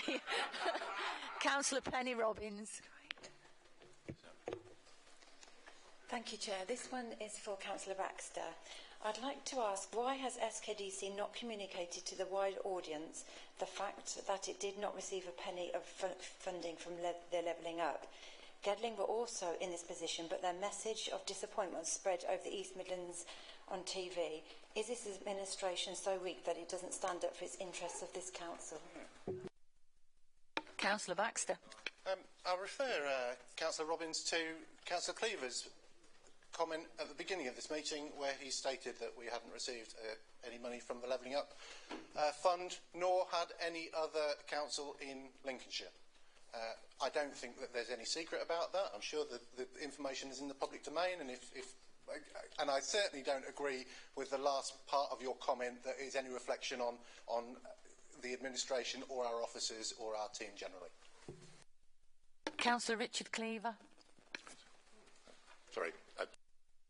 Councillor Mark Whittington. Thank you, Madam Chairman. Just wanted to ask Councillor Paul Stokes, as the Ledger portfolio holder.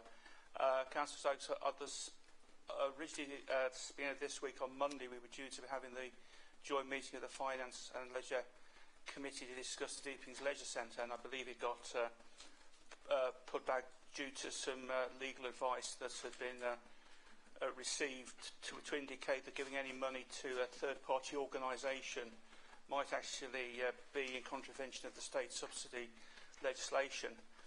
Obviously, this is an issue that's been going on for quite some time, and I was rather hoping that we would have been able to reach the decision before Christmas, because obviously we've got the budget setting process coming up, so if any money was going to be committed by this council we really needed to get it into the budget setting process. We're now up against a timetable for getting monies into the budget, if any are granted. I'm just wondering if Councillor Stokes can provide me an update as to where we are with that joint meeting, and how then any decision that might then be made would fit into the budget setting process of this council for 24-25. Thank you. Councillor Stokes. Thank you. Yes, we're in the process at the moment of receiving all sorts of information. We've got more information to come. We wanted more information prior to having the meeting so that the meeting could be properly informed. That is expected in the next few weeks, and yes, we're working to try and get everything in the budget cycle. Thank you. There's no more requests for these open questions. I've received a request to put motion 12B before 12A under the Constitution. Is there anyone that will propose this, please? Councillor Gill, have we got a seconder? Thank you. Right. Can we take a vote, please? All those in favour, please raise your hands. Okay. Done it. Can you make your hands clear, please, because we need to count them. Thank you. Question is why? It's a request because it's quite important to, because of the content of it, because it's to do with the parish council. And it's to do with... Pardon? It's 4:25. Yeah, but I've had a request, and I have to put it to everybody. We've had a proposer and a seconder, so consequently, I'm now to go to vote, please. Those in favour, would you please raise your hands? Thank you.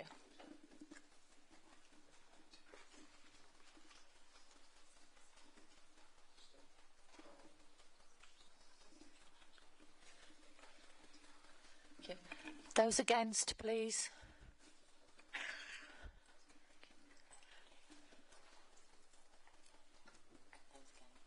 Those against, please.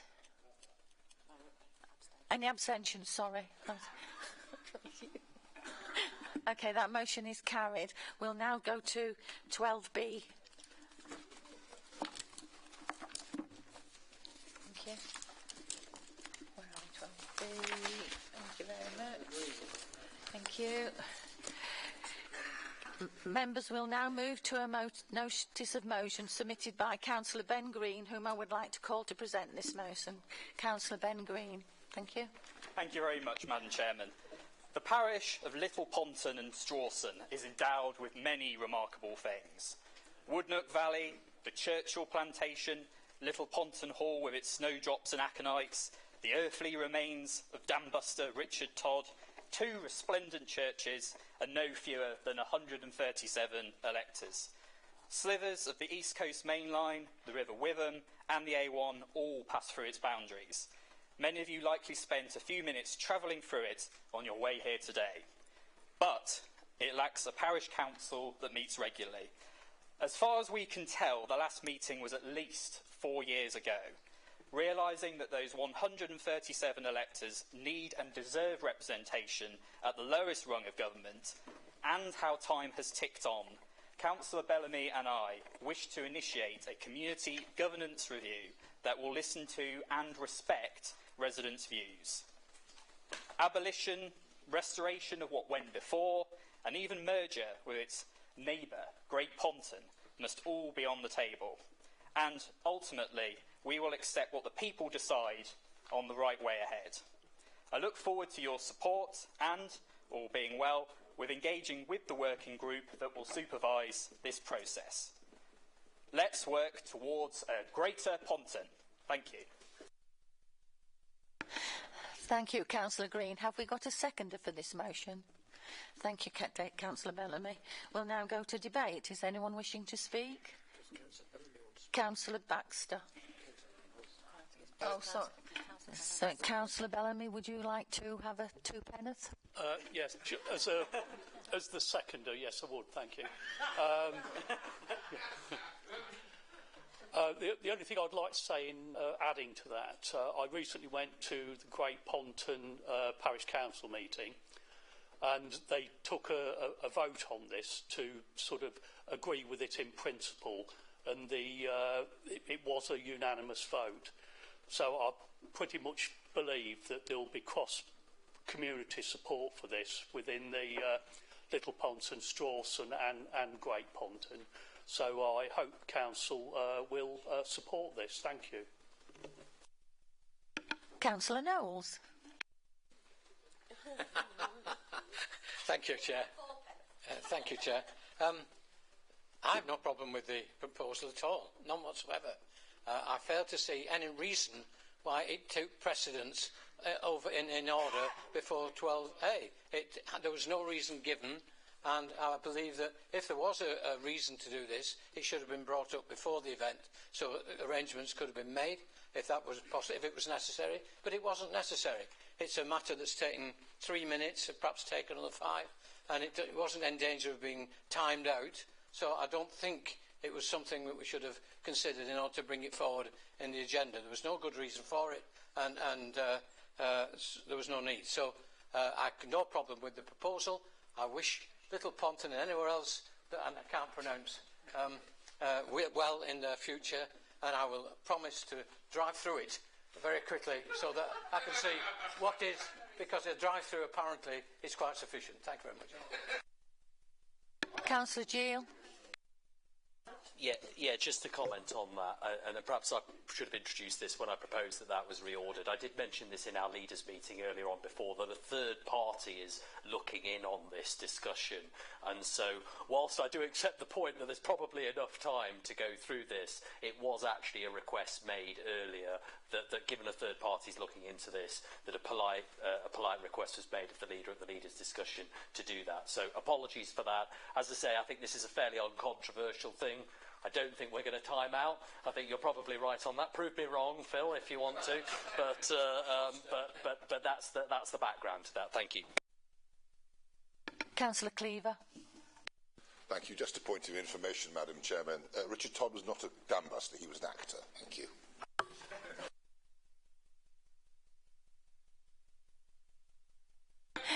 Councillor Trollope-Ballou.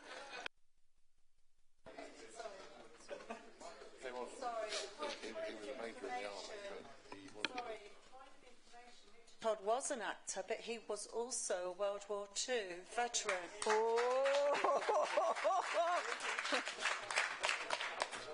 What a mistake to make, Richard. Councillor Trollope-Ballou. Thank you very much, Madam Chairman. I just wondered if I could ask Councillor Green or Councillor Bellamy who's actually approached them to make this in a parish council, because I think one of them said that there was 138 peoples in that parish, so therefore I may be wrong, but they could actually be a parish meeting, and I just wondered who had contacted them to join was it Great Ponton Parish Council? Thank you. Would you like to respond, Councillor Green? Yes, thank you very much for that. I mean, we've had numerous questions, comments and concerns raised to us, certainly over my tenure, about the absence of a regularly meeting parish council over at Little Ponton. As I say, it has been, I think, certainly at least 4 years, perhaps more since it last met. I think there's a question of basic democratic legitimacy at that point. Obviously, no parliament exists for more than 5 years. We don't exist for more than 4. So there's a clear, in the map, a democratic void, much like Grantham, that needs desperately filling. So once again, I would urge people to get behind this, if only for the sake of the residents, the 137 we mentioned previously. Thank you very much. Councillor Baxter. Thank you. I'm quite happy to support this. I was actually going to make the same point as the leader, and it's worth making again because although Richard Todd was in military service during the Second World War, he wasn't actually a dam buster, but he did play a part as an actor in the film of the Dam Busters. Perhaps we're getting beside the point. I hope that this is not a hostile takeover bid or any kind of extra tier of government within Lincolnshire that is completely unnecessary. But the people will decide. Give the people the choice, and I'll happily get them to start a community governance review. And I really hope that it won't take as long as the more recent one. Thank you. Councillor Morgan. Thank you. This is actually a neighbouring area to my ward, and I'd like to support this. Also, I'm very mindful that the area concerned will actually be neighbouring the new Spittlegate Heath development, and it's very important that those people do have a say in the future planning impacts. So, I totally support this. Councillor Bellamy. On Councillor Baxter's comment, it's not a hostile takeover as such, because the information that we've got has come from the parishes concerned and not from the larger parish, which is Great Ponton, which hopefully they'll be joining soon. So it is from Strawson and Little Ponton rather than the hostile takeover bid. Councillor Mark Whittington. Unfortunately, I have to say, we've had this information about Richard Todd. Okay, whether he was an actor or not, but he was the decorated war hero of this country, and it's shameful that the leader and deputy of this council are making fun of it.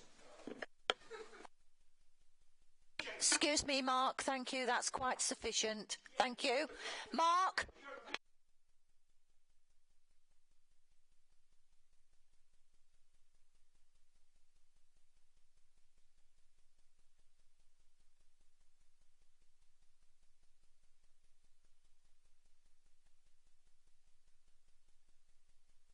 Thank you very much. We've now had, there's no one else wishing to speak. We've had a proposer and a seconder. Would you like to sum up, Councillor Green?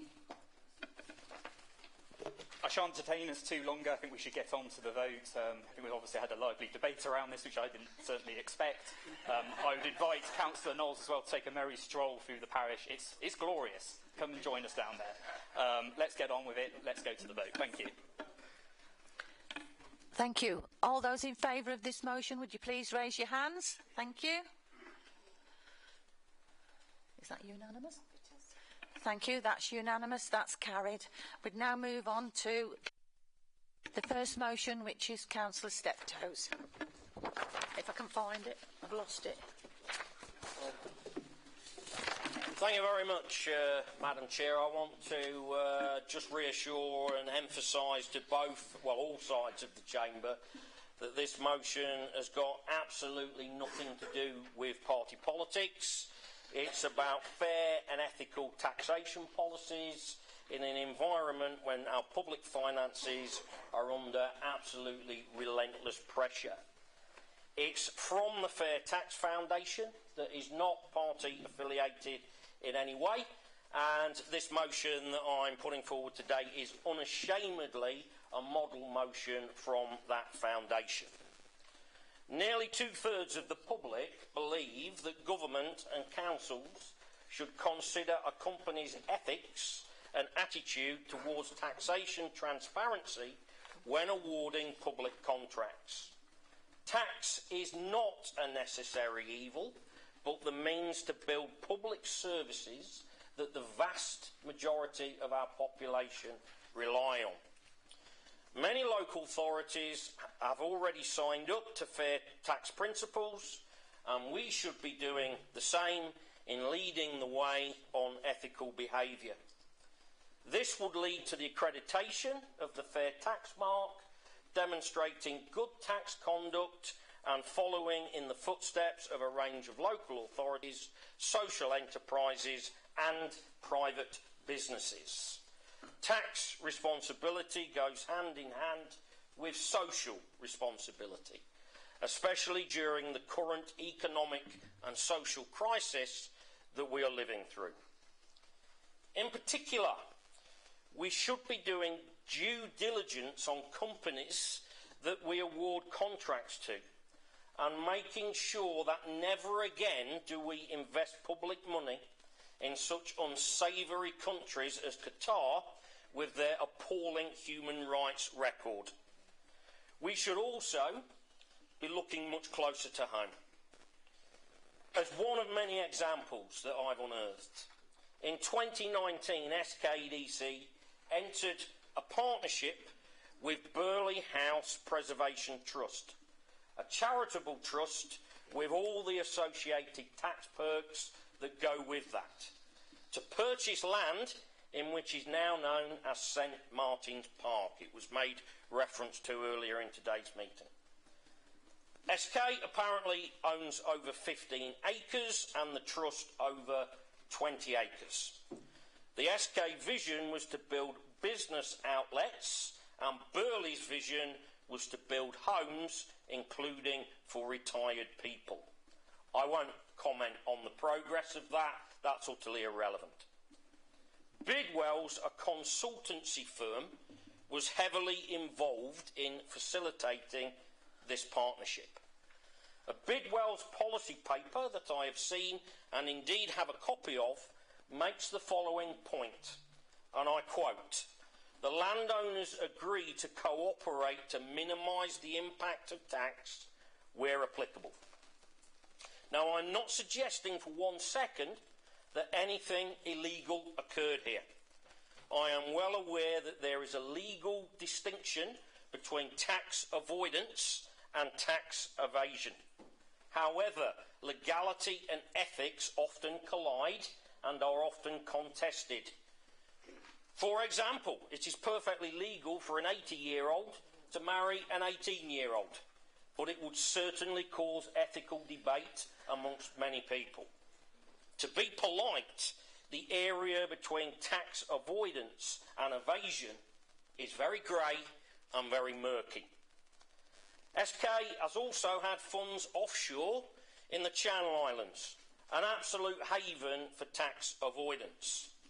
With the disbandment of its various arm's-length SK companies, there will hopefully now be more scrutiny and less tax avoidance.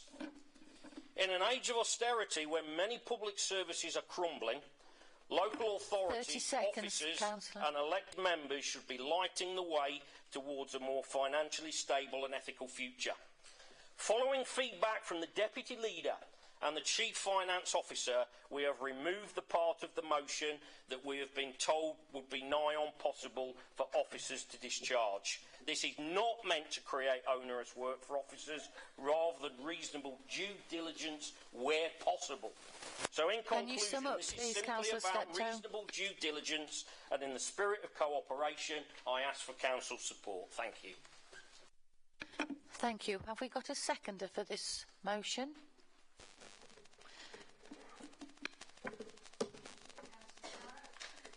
Councillor Sharrock? Yes, I'd like to second, and I'll reserve the right to speak later in the debate. Thank you. We will now go to debate. Is there anyone wishing to speak?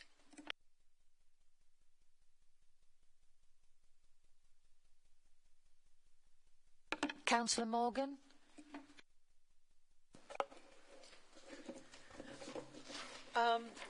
I just wanted to totally support this motion.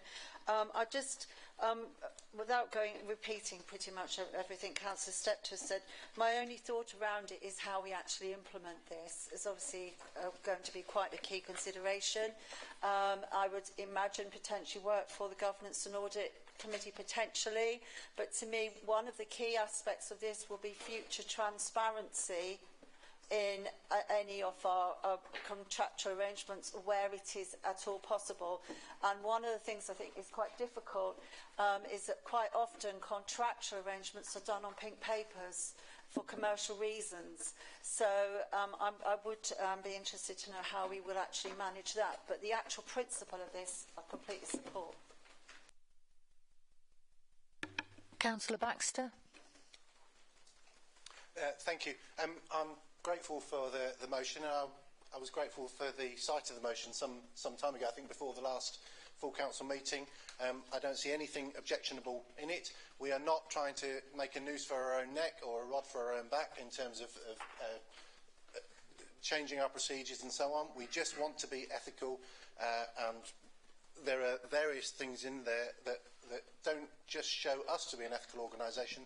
They are actively promoting for the Fair Tax Week and the Fair Tax Mark, so that other organisations can say, hang on, how are we investing our money? As the local authority, we invest millions, along with other authorities in pension funds and so on. And if this world is going to change, it won't just be me swapping my bank account to a more ethical provider. It will be pension schemes and investment companies and other people that makes a difference. I hesitate always to mention anything that happened before May the 5th, but we were in a situation not very long ago where it was proposed that this council set up not a company but a joint venture, an LLP, which was going to be called Deliver SK, and it was all a bit murky, I thought, and it was in partnership with an organisation that was based in Guernsey, and it turned out that it wasn't the organisation that we thought we were going to be dealing with wasn't quite that, because if you know anything about Guernsey-based organisations, sometimes they have splinter companies and parent companies and conglomerates and consortiums and all that, and it all gets that's not anything against the Channel Islands or any other kind of islands, but when you start trying to do things in a way in which your deliberate attempt is to avoid tax, that can be murky, and that's why we should pretty much stay away from it. We should be looking for local suppliers, not Guernsey suppliers. So we should be looking for ways to encourage our local economy, and if we're going to invest in people, then let's invest in people in South Kesteven and Lincolnshire, and not fill the pockets of people elsewhere. Thank you, Councillor Baxter. Councillor Turner? Whilst fully supporting the principle of this motion, I think it's a very good idea. I wondered if there's any way of capturing what potential suppliers that we already have that don't keep to the fair tax proposal that we're now going to introduce for future companies, and what the extent of their contracts are with us if we take on these proposals. Councillor Anna Kelly? Thank you very much, Chairman. Could you just clarify for me, please? Could you ask Councillor Steptoe if you could clarify if he's changing the resolution and which bit exactly he's changing, because I'm not quite sure. Just for clarity, because obviously this was on the agenda for the previous full council in September. Forgive me, there was a couple of sentences in there that I can't now recall, but it was sent to Councillor Baxter and other cabinet members to have a look at. It was then, with my permission, sent to Mr Wiles. Concerns came back about officers' ability to actually carry that out if the motion was passed, and they were removed. And I hope Mr Wiles can bear that out. Thank you.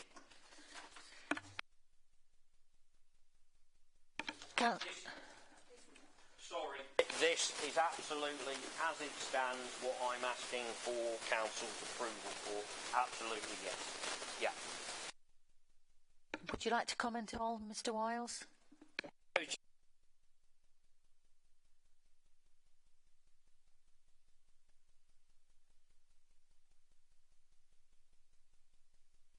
Thank you. Councillor Paul Wood. Yeah.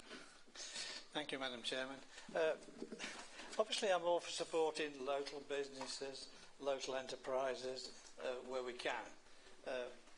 But I'm a little bit worried about this motion because it puts a lot of restrictions on us as a district council as to what we can do. And I think we're under an obligation to get best value as well. So long as best value doesn't conflict with local businesses and local suppliers, and it could do in this case. Obviously, I don't want to do anything illegal. We don't want to promote anything illegal at all.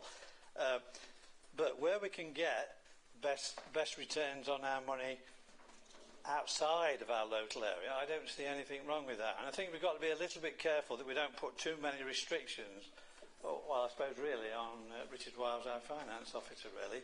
We don't want to tie his hands up so we can't get decent returns. Now, that doesn't mean we don't want to invest in illegal companies or anything like that, but where they are legal, and it's quite sensible to do so, we've got to be careful that we don't put too much of restrictions on him, because then we won't get the returns we want. I don't know whether Richard's got anything to say about that. So I'm just a bit worried that this motion actually restricts us. There are 8 items they're asking us, the full council, to resolve. I'm not sure I can vote for those, to be quite honest. And I do want to support local businesses and local trading. That is essential, but not to the expense of SKDC, and we're not doing a good return for our districts and our residents. That's another one of my concerns as well. So I'm sorry, but I can't support it. Thank you. Councillor Gill. Okay, thank you. I think it's an interesting and creative motion. I think there are some good things in here. Really sensible points about transparency, local suppliers, preferential suppliers. But I must say, I think there are some things in here I don't understand, which leaves me with concerns about the knock-on implications of things like implementing IR35 legislation. How many of our housing contractors are IR35 compliant, or would have to have IR35? Surely we use third parties on that. What's the impact on our pensions? What's the impact on our treasury strategy? What's the cost of due diligence around this? The manpower needed, the training within the finance team, and so as I say, I mean, I'm a little bit torn here because I think that there are some interesting things in here, actually. Some really I mean, who are fairfacts.net? I'd actually like to understand that as well a little bit more. But I would prefer that we don't do scrutiny at the end of a 3-hour meeting, and that whilst I would much prefer this comes to the scrutiny committee, where we can discuss it, where we can ask all of these questions, where we can send officers away to find out how many of our housing contractors don't meet IR35 legislation, where we can talk about the background of the individuals behind FairTaxNet, the local supply chains, the processes that we need to put in place, the policies that we need to put in place, the vendor strategy, the due diligence strategy, the implications for our treasury strategy. So, as I say, I mean, I find it tough that we're doing scrutiny at the end of a 3-hour meeting here, and I would much prefer this motion to be referred to finance. I'm sure the chair of finance would be happy to put it on the work programme. It's been on the agenda for a while, so I'm sure they'd be happy to bring that forward. There may be governance implications around some of our treasury strategy. I just feel that whilst I don't want to reject it, I can't support it because the questions haven't been asked and answered. So I applaud you for putting it on the agenda, and as I say, I think it's an interesting and creative motion, which is good. And there's a lot in this that we support, but I don't think it's been through the due diligence that we are required. We don't understand the knock-on implications of what we're agreeing to here. So I'd applaud you for bringing it to FEDCO or getting it on the FEDCO or the finance work plan so that we can explore some of these issues rather than spend the next 2 hours doing scrutiny on this, I think. Is that a proposal, Councillor Green? Councillor Gill? It's a question. It's a question to start off with. It's a question. Would you like to respond to that, Councillor Steptoe? Yeah, what I would very politely and gently say back to Councillor Gill is that this was on the agenda of the September meeting, so certainly about 2.5 months ago. He's had plenty of time to do his research. There was additional information sent out along with the motion that you had to go online to have a look at. So I genuinely thank him for his, lukewarm comments, as it were. But I would gently push back and say, you've had plenty of time on this, Councillor Gill. Councillor Knight? Thank you, Madam Chairman. Could I just ask for clarification from the Monitoring Officer, please? Item 3, Resolution 3, specifically mentions contract workers, and Item 6 specifically mentions businesses in which the Council has a stake. And I wondered if councillors should declare an interest, given that I know for certain that there are many people in the Chamber that fit both those categories. Thank you.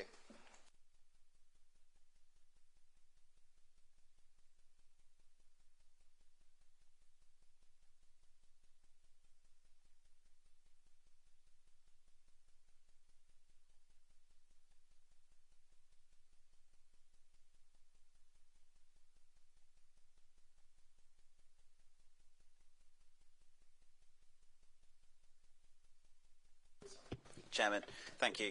I think the motion is generic enough. It doesn't specifically name any organisations in the motion. I think it's generic enough that it doesn't affect an individual in the chamber more significantly than would be accepted. So, in my opinion, I don't think there's any requirement for members to declare an interest on that basis. Thank you. Councillor Whittington. Thank you, Madam Chairman. I have a number of concerns with this. Councillor Steptoe speaking about the grey area between tax avoidance and tax evasion. Well, the Court of England don't seem to have any problem with distinction, because the difference between tax avoidance and tax evasion, Councillor Steptoe, is between 7 to 10 years at His Majesty's pleasure. The simple fact of the matter is that the vast majority of tax avoidance schemes that are put forward by companies and by accountants working for them are worked out in advance with HMRC and are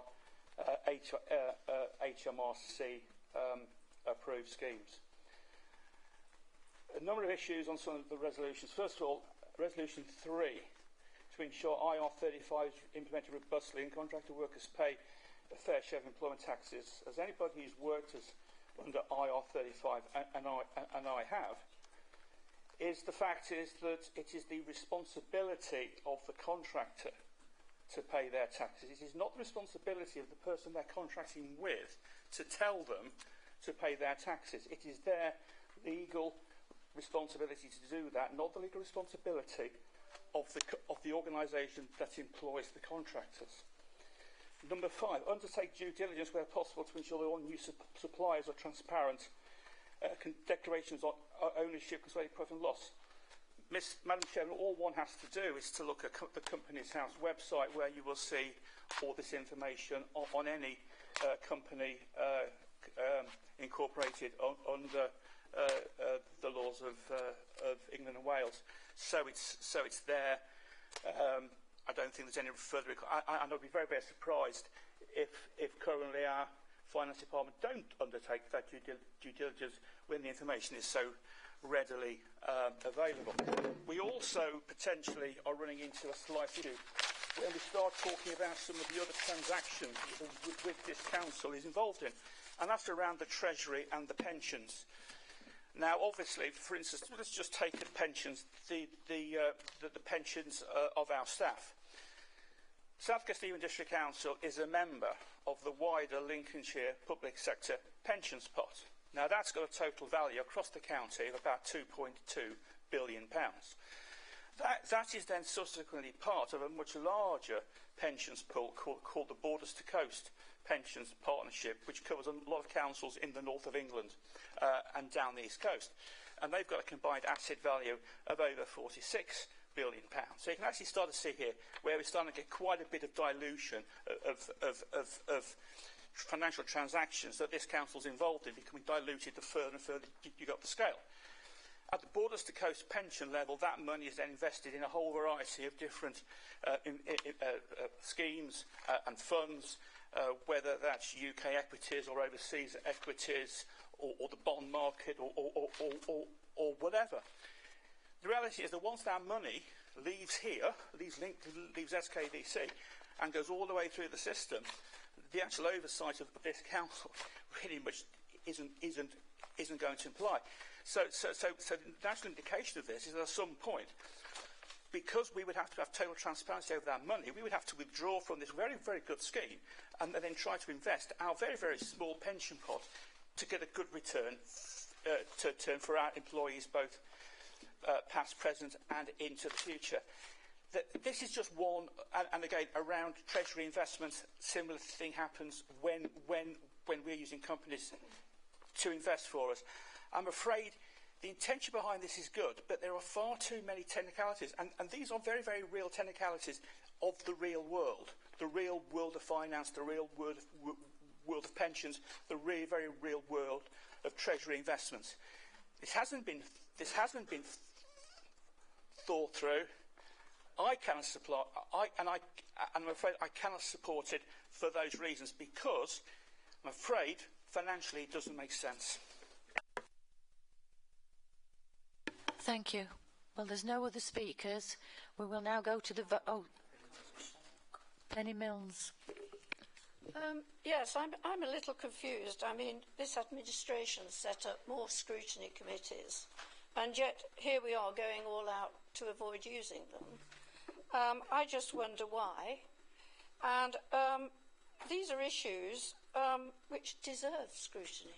We really ought to be looking at these much more carefully before it's brought to full council for any decision to be made. Councillor Steptoe. Point of clarification that I've now said many, many times now. I am not a member of this administration.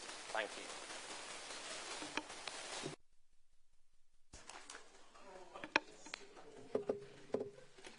Thank you, Chair. I'm going to second the motion now, just to speak to some of the issues. Thank you for the contributions, and also thank you for some of the insights. The important thing to note about this isn't a matter of scrutiny. This is a policy. So what we're trying to pass here is a policy that says we have the aspiration to be a fair tax organisation. And what that means in practice is that we will take steps, reasonable steps, to be able to look at the policies that we have and the financial arrangements that we have and the contracts that we have and the investments that we have. Okay, those are the key things that he's actually saying we should try to do.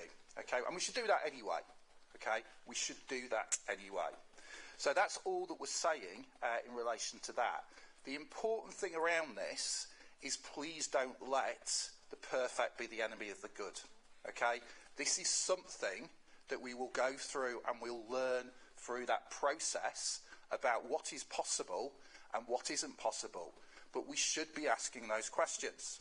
And if it's not possible, okay, then that should be on record that we've actually gone through a process of looking at it and scrutinising it and so on. Okay? So we have that transparency there in the way that we're working. The practice of this is relatively straightforward to begin with. Okay, so one of the things which I've done is I'm a subscriber to Ethical Investor, I'm a subscriber to Ethical Consumer, and one of the things which they do is that they look at thousands of products, right, and companies, and they rate them, right, against particular criteria. So that might be criteria in relation to climate, ecology, human rights, and also paying their fair tax share. And I'm glad you've raised the issue around Treasury management. So if I look at our short-term investments, okay, that we have, then according to Ethical Investor, about £24 million worth of those short-term investments are being put into companies and organisations that use tax avoidance schemes, okay, overseas tax avoidance schemes. Now, we wouldn't know that unless we've actually start to go through that process. So merely by the fact that we've put this motion down, we started to go through that process to look at what's there. And of course, what I will do as a member of Governance and Audit Committee is put that into Governance and Audit Committee for them to properly look at that in terms of the Treasury management strategy, as we go forward. Okay, so it's really important that we're actually sending a message out, and we're sending a message out to the electorate, we're sending a message out to the citizens that use our services, and we're also sending a message out to people who want to contract with us and our suppliers that this is what we're trying to do. However, you're absolutely right, right, a company's tax affairs, right, are not going to be something that we're going to be privy to. But what we're going to try and do is promote that message. Those values are really important to us, and there are big benefits there in being able to do it. So I don't want to run out of time, so I'd like to move that. Thank you. Councillor Ben Green.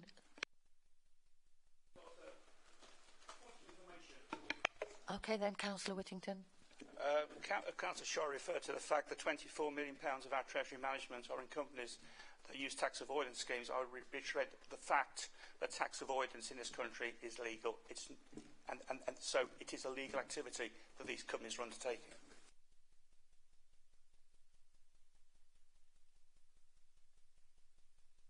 Tax evasion is illegal. Tax avoidance is not. Councillor Ben Green.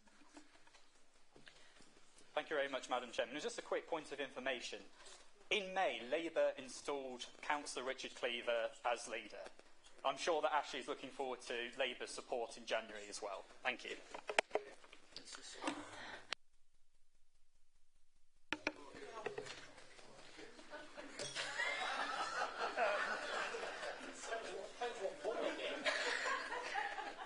Thank you, Chairman. I'm just wondering how many of us sitting in this room make use of or have made use of perfectly legal tax avoidance measures. If any of us do, I don't think we're in any position to throw stones at companies that do the same. Councillor Phil Dilks. Thank you, Madam Chairman. It is about ethics, I've got to say. It's not the County Council, it's the ethics, ETH. I've just looked at we talk about research. This motion has been around since September, for goodness sake. People could have done their homework on it. I hear what colleagues say, that, oh yes, it's very nice, but not now, eh? Let's not vote for it. But if you look up the fair tax declaration on the web, you'll see there's a whole list of councils that have actually signed up to it, signed up to, fair taxation measures. The City of Westminster listed, Norwich City, Northumberland County Council, Edinburgh City Council, Trafford Council, councils of all political persuasions and none. So, let's not be too hasty in sort of saying, no, we don't want to go there, We do want to be ethical. We want to be seen to be doing the right thing. And, there is a difference, Councillor Whittington, of course, you understand it, between, what's legal and what's right. Councillor Nick Robbins.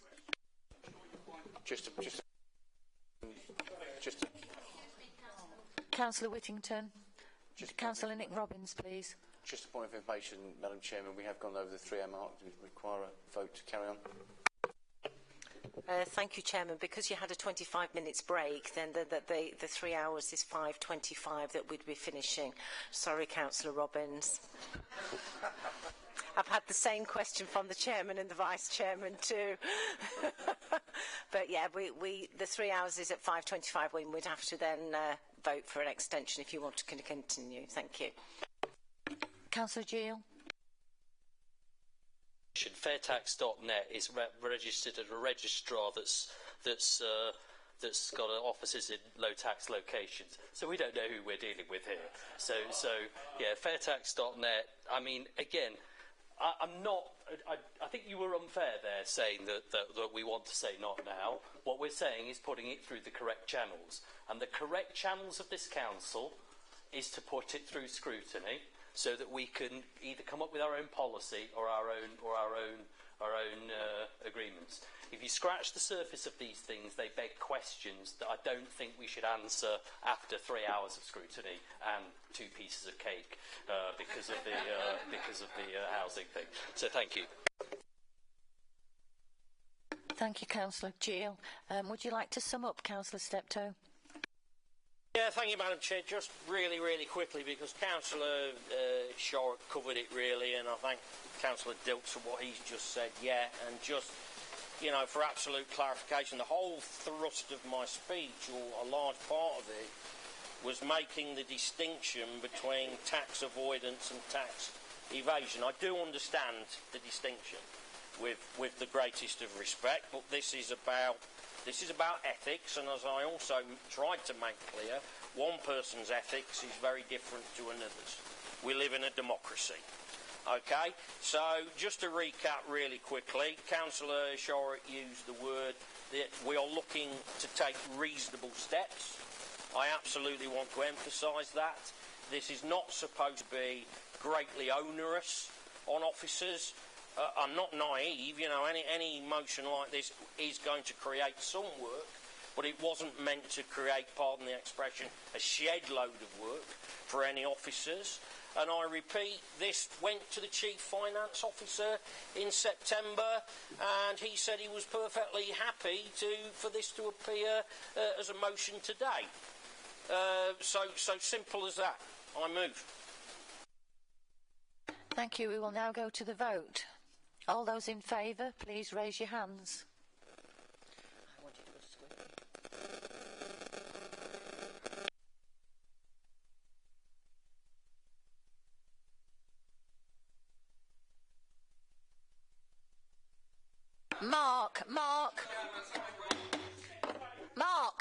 Mark, that's enough. You've made enough adverse comments today. Please, will you refrain from doing them? Thank you. Please refrain from doing them. Thank you. To remove the person from the chamber. He's made more comments. You've warned him on several occasions, and he's just using language that's unnecessary in this chamber. And I think you should remove him post haste. Thank you. I'm not going to remove him right now, but if he makes one more, he is out. And that is what I'm saying. One more and he is out. Okay, thank you very much. Councillor Stokes. Thank you, Madam Chairman, for letting me have this quick moment. I disagree with your decision not removing Councillor Wilkinson. When a member calls another member a piece of shit, I think that goes against our policies as councillors.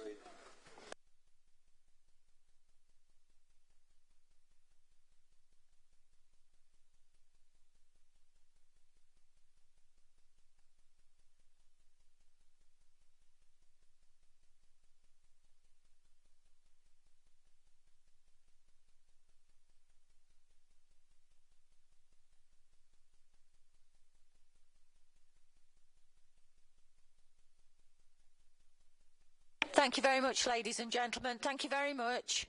I've got to say, personally, I did not hear him say that.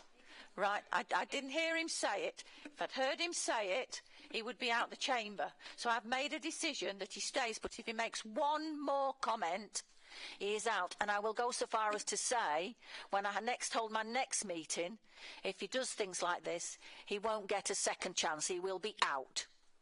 Okay? Thank you very much. We'll go to the vote again. Those in favour, please raise your hands. Thank you.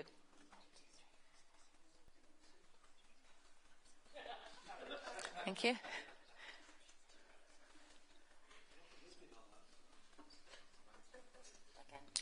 Those against?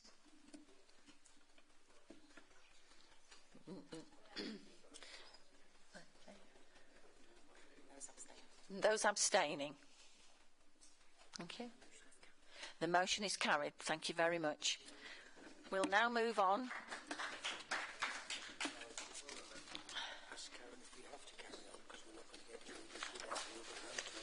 We've got to carry on because we won't get through this one. I can't imagine us getting through the next motion. We've got.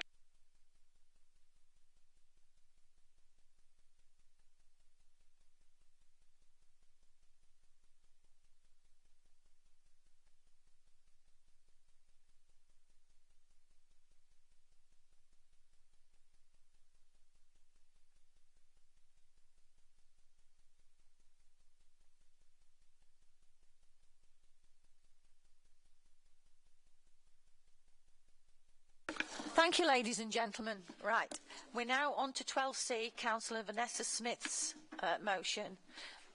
Councillor Vanessa Smith, would you like to present your motion? Thank you, Chairman. I would like to put forward a motion in support of the Climate and Ecology Bill. This bill is a private members' bill that was originally introduced into Parliament by Caroline Lucas in 2020. It's subsequently been reintroduced by a Labour MP and is now a cross-party bill receiving the support of 132 MPs from the Labour, Green, Liberal Democrat and the Conservative parties. It's also received the support of 312 councils and numerous large non-government organisations. The bill seeks to address climate change by limiting the rise in global temperature to 1.5 degrees, as per the Paris Agreement, which the UK signed up to in 2015. It seeks to prioritise nature and reverse its decline. The UK is currently working towards achieving net zero carbon emissions by 2050. This target was set in 2019 and has been set to limit rise in temperature.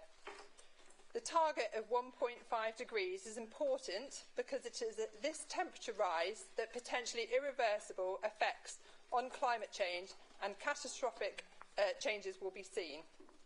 But the science tells us that even if we were to meet net zero by 2050, there's still an approximately 50-50 chance that temperature rise will exceed 1.5 degrees.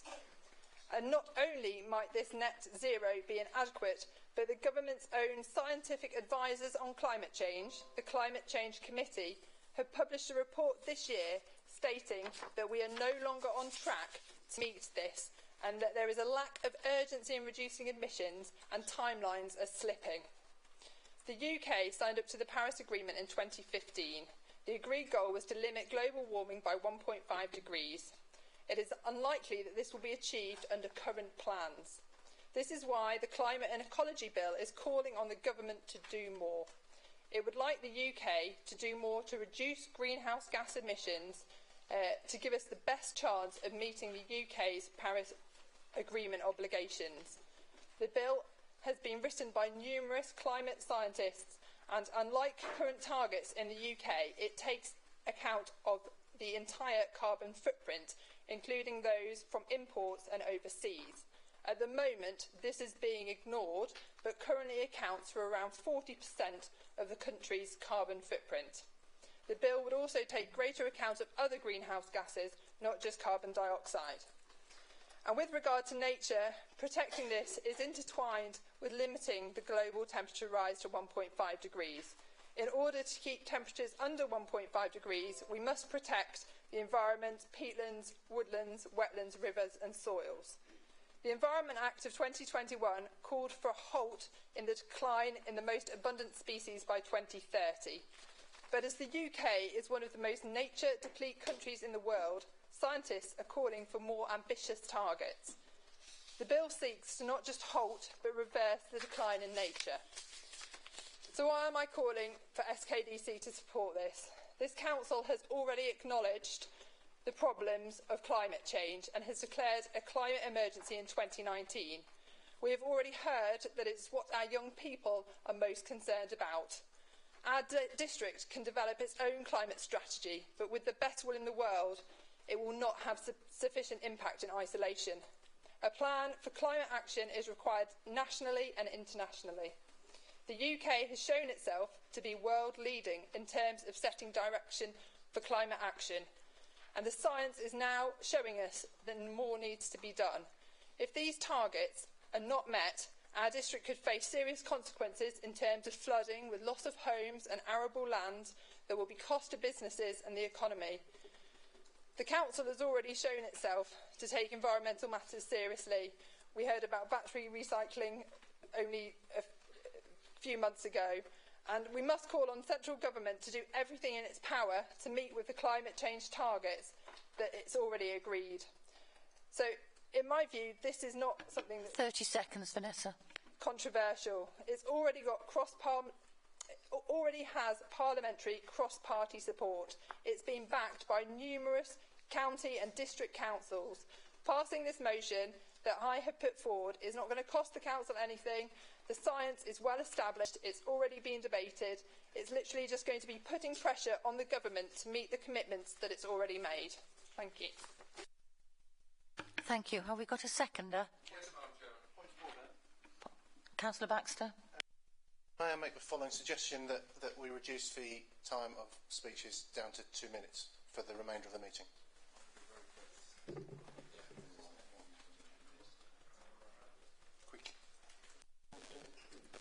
Thank you, Chairman. So that would be a proposal to suspend council procedure rules in relation to the length of speeches, which if seconded you can vote on, and that would then be in place for the duration of the motion.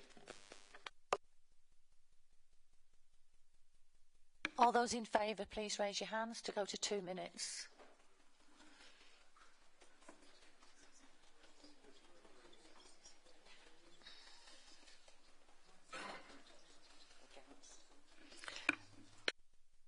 Those against?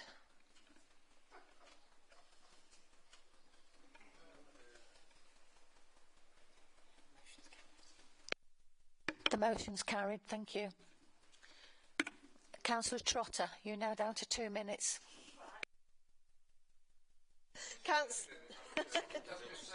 I thought we had a seconder. No. No. Stop the clock. Stop the clock. Yeah. Councillor Cleaver seconded it. Oh, there was a... Oh, right, sorry. Have we got a seconder then, please? Thank you. Councillor Dills. OK. Right, Councillor Trotter. Oh, Councillor Dills, to speak. Sorry. I'm trying to get through it all. I know you are, Madam Chairman. Thank you.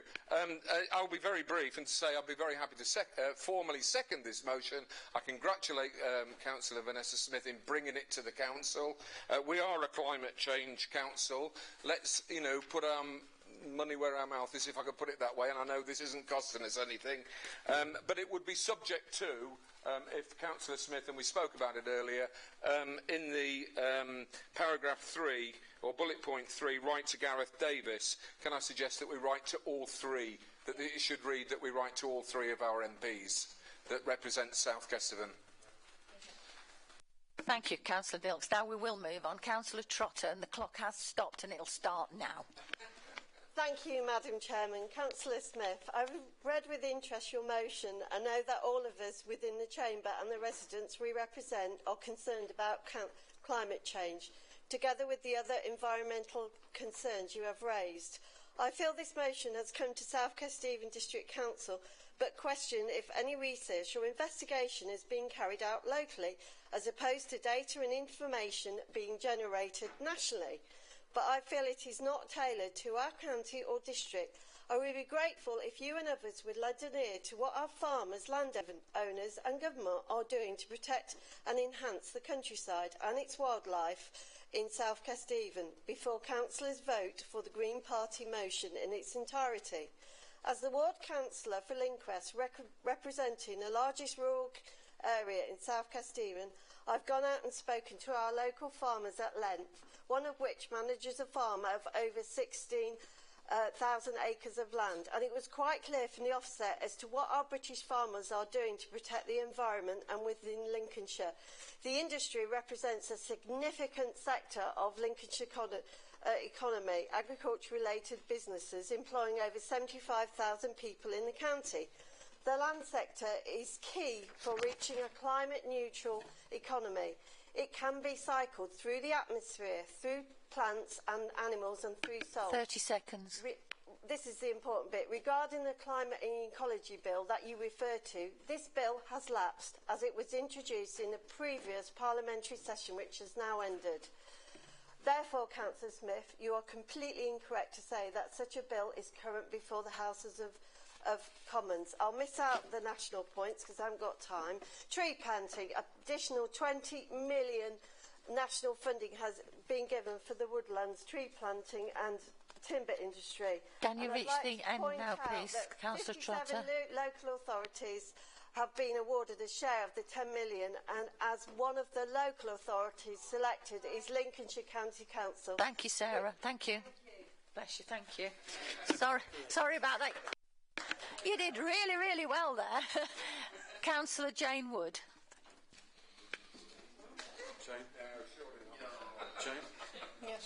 Are you speaking? No, I'm not speaking. No, no. Councillor Helen Crawford. We haven't got hardly any time to discuss it, but perhaps the best places to discuss this would be at rural community and environment community, and then everybody there can then discuss it, see what is relevant to this district, and then bring it back to full council.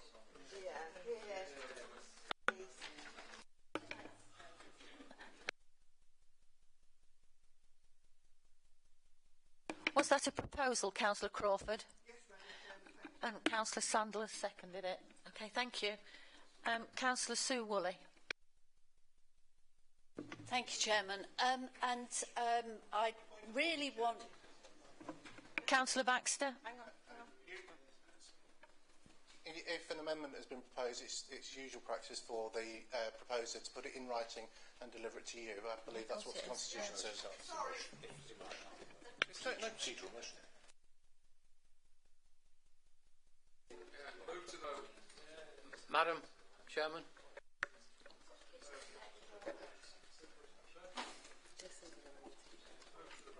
No, we'll have another half hour. Discuss it, yeah. Madam Chairman, it's 25 past. I propose that we extend the meeting half hour. Is there a seconder for that, please? Thank you, Councillor Trotter. Can we... Councillor Knowles suggested that we extend the meeting by half an hour. Okay, and it's been seconded by Councillor Trotter. Councillor Baker, would you like to speak? No. So just a moment, just one moment. I'm taking advice on that. We need to have a vote on the extension first before. I'm very sorry to interrupt and run roughshod over council policy, but I do need to leave to go and pick up my children whose childcare expires in 25 minutes. May I be excused, please? Yes, you may. Thank you. Yes, you may. Could we take a vote on that then, ladies and gentlemen, please? Not on them leaving, but on extending the meeting for half an hour. All those in favour, please raise your hands.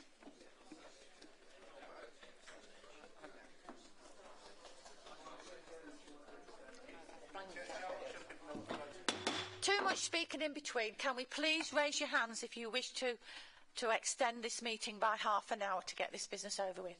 Thank you.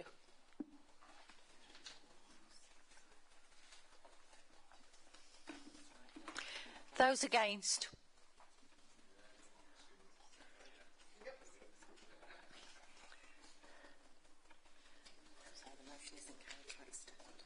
The motion isn't carried to extend. Just one moment, please.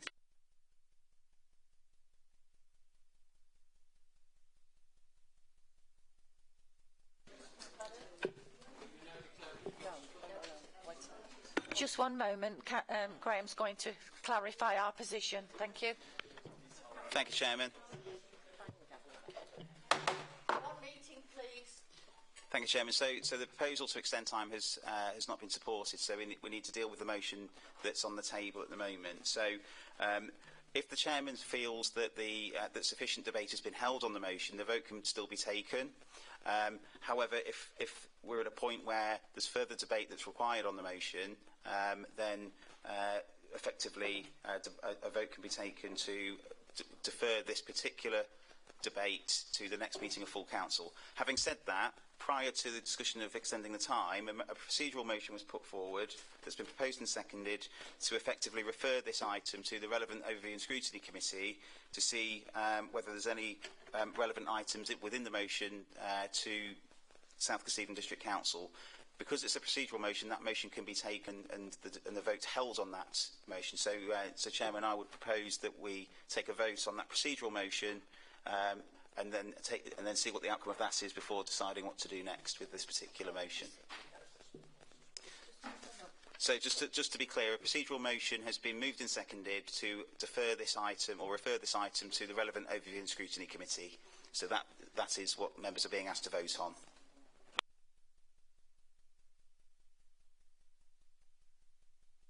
Be rude about this. You invited me to speak, and I started to speak, and then it just went all over the place.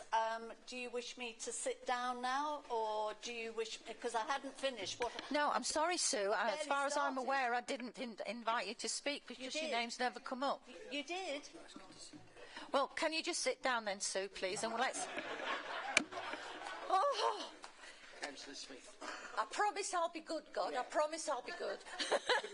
Right, please, just one moment, please. I think we ought to vote, as Mr Watts has just said. Point of it. Go on then, Vanessa.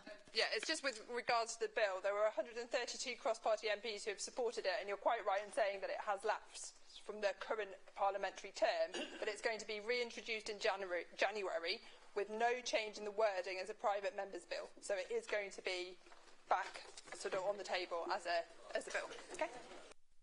Thank you for that. Now we'll go to this procedural motion. All those in favour, please raise your hands. I think she could scrutiny.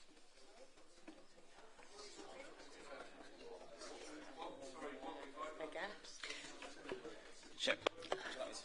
Yeah.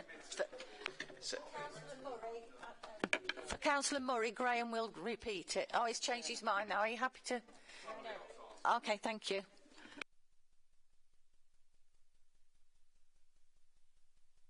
Any against?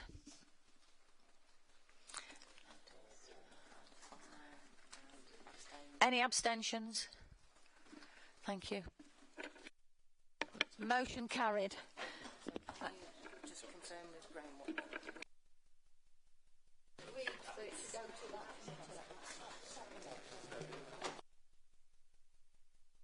Please. Thank you. Thank you, Chairman. So just to confirm, the outcome of that vote is that the motion will be referred to the relevant Overview and Scrutiny Committee for consideration. Thank you, Chairman.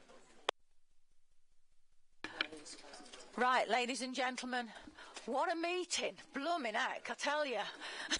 I've had raging toothache. It's been even worse today with this meeting.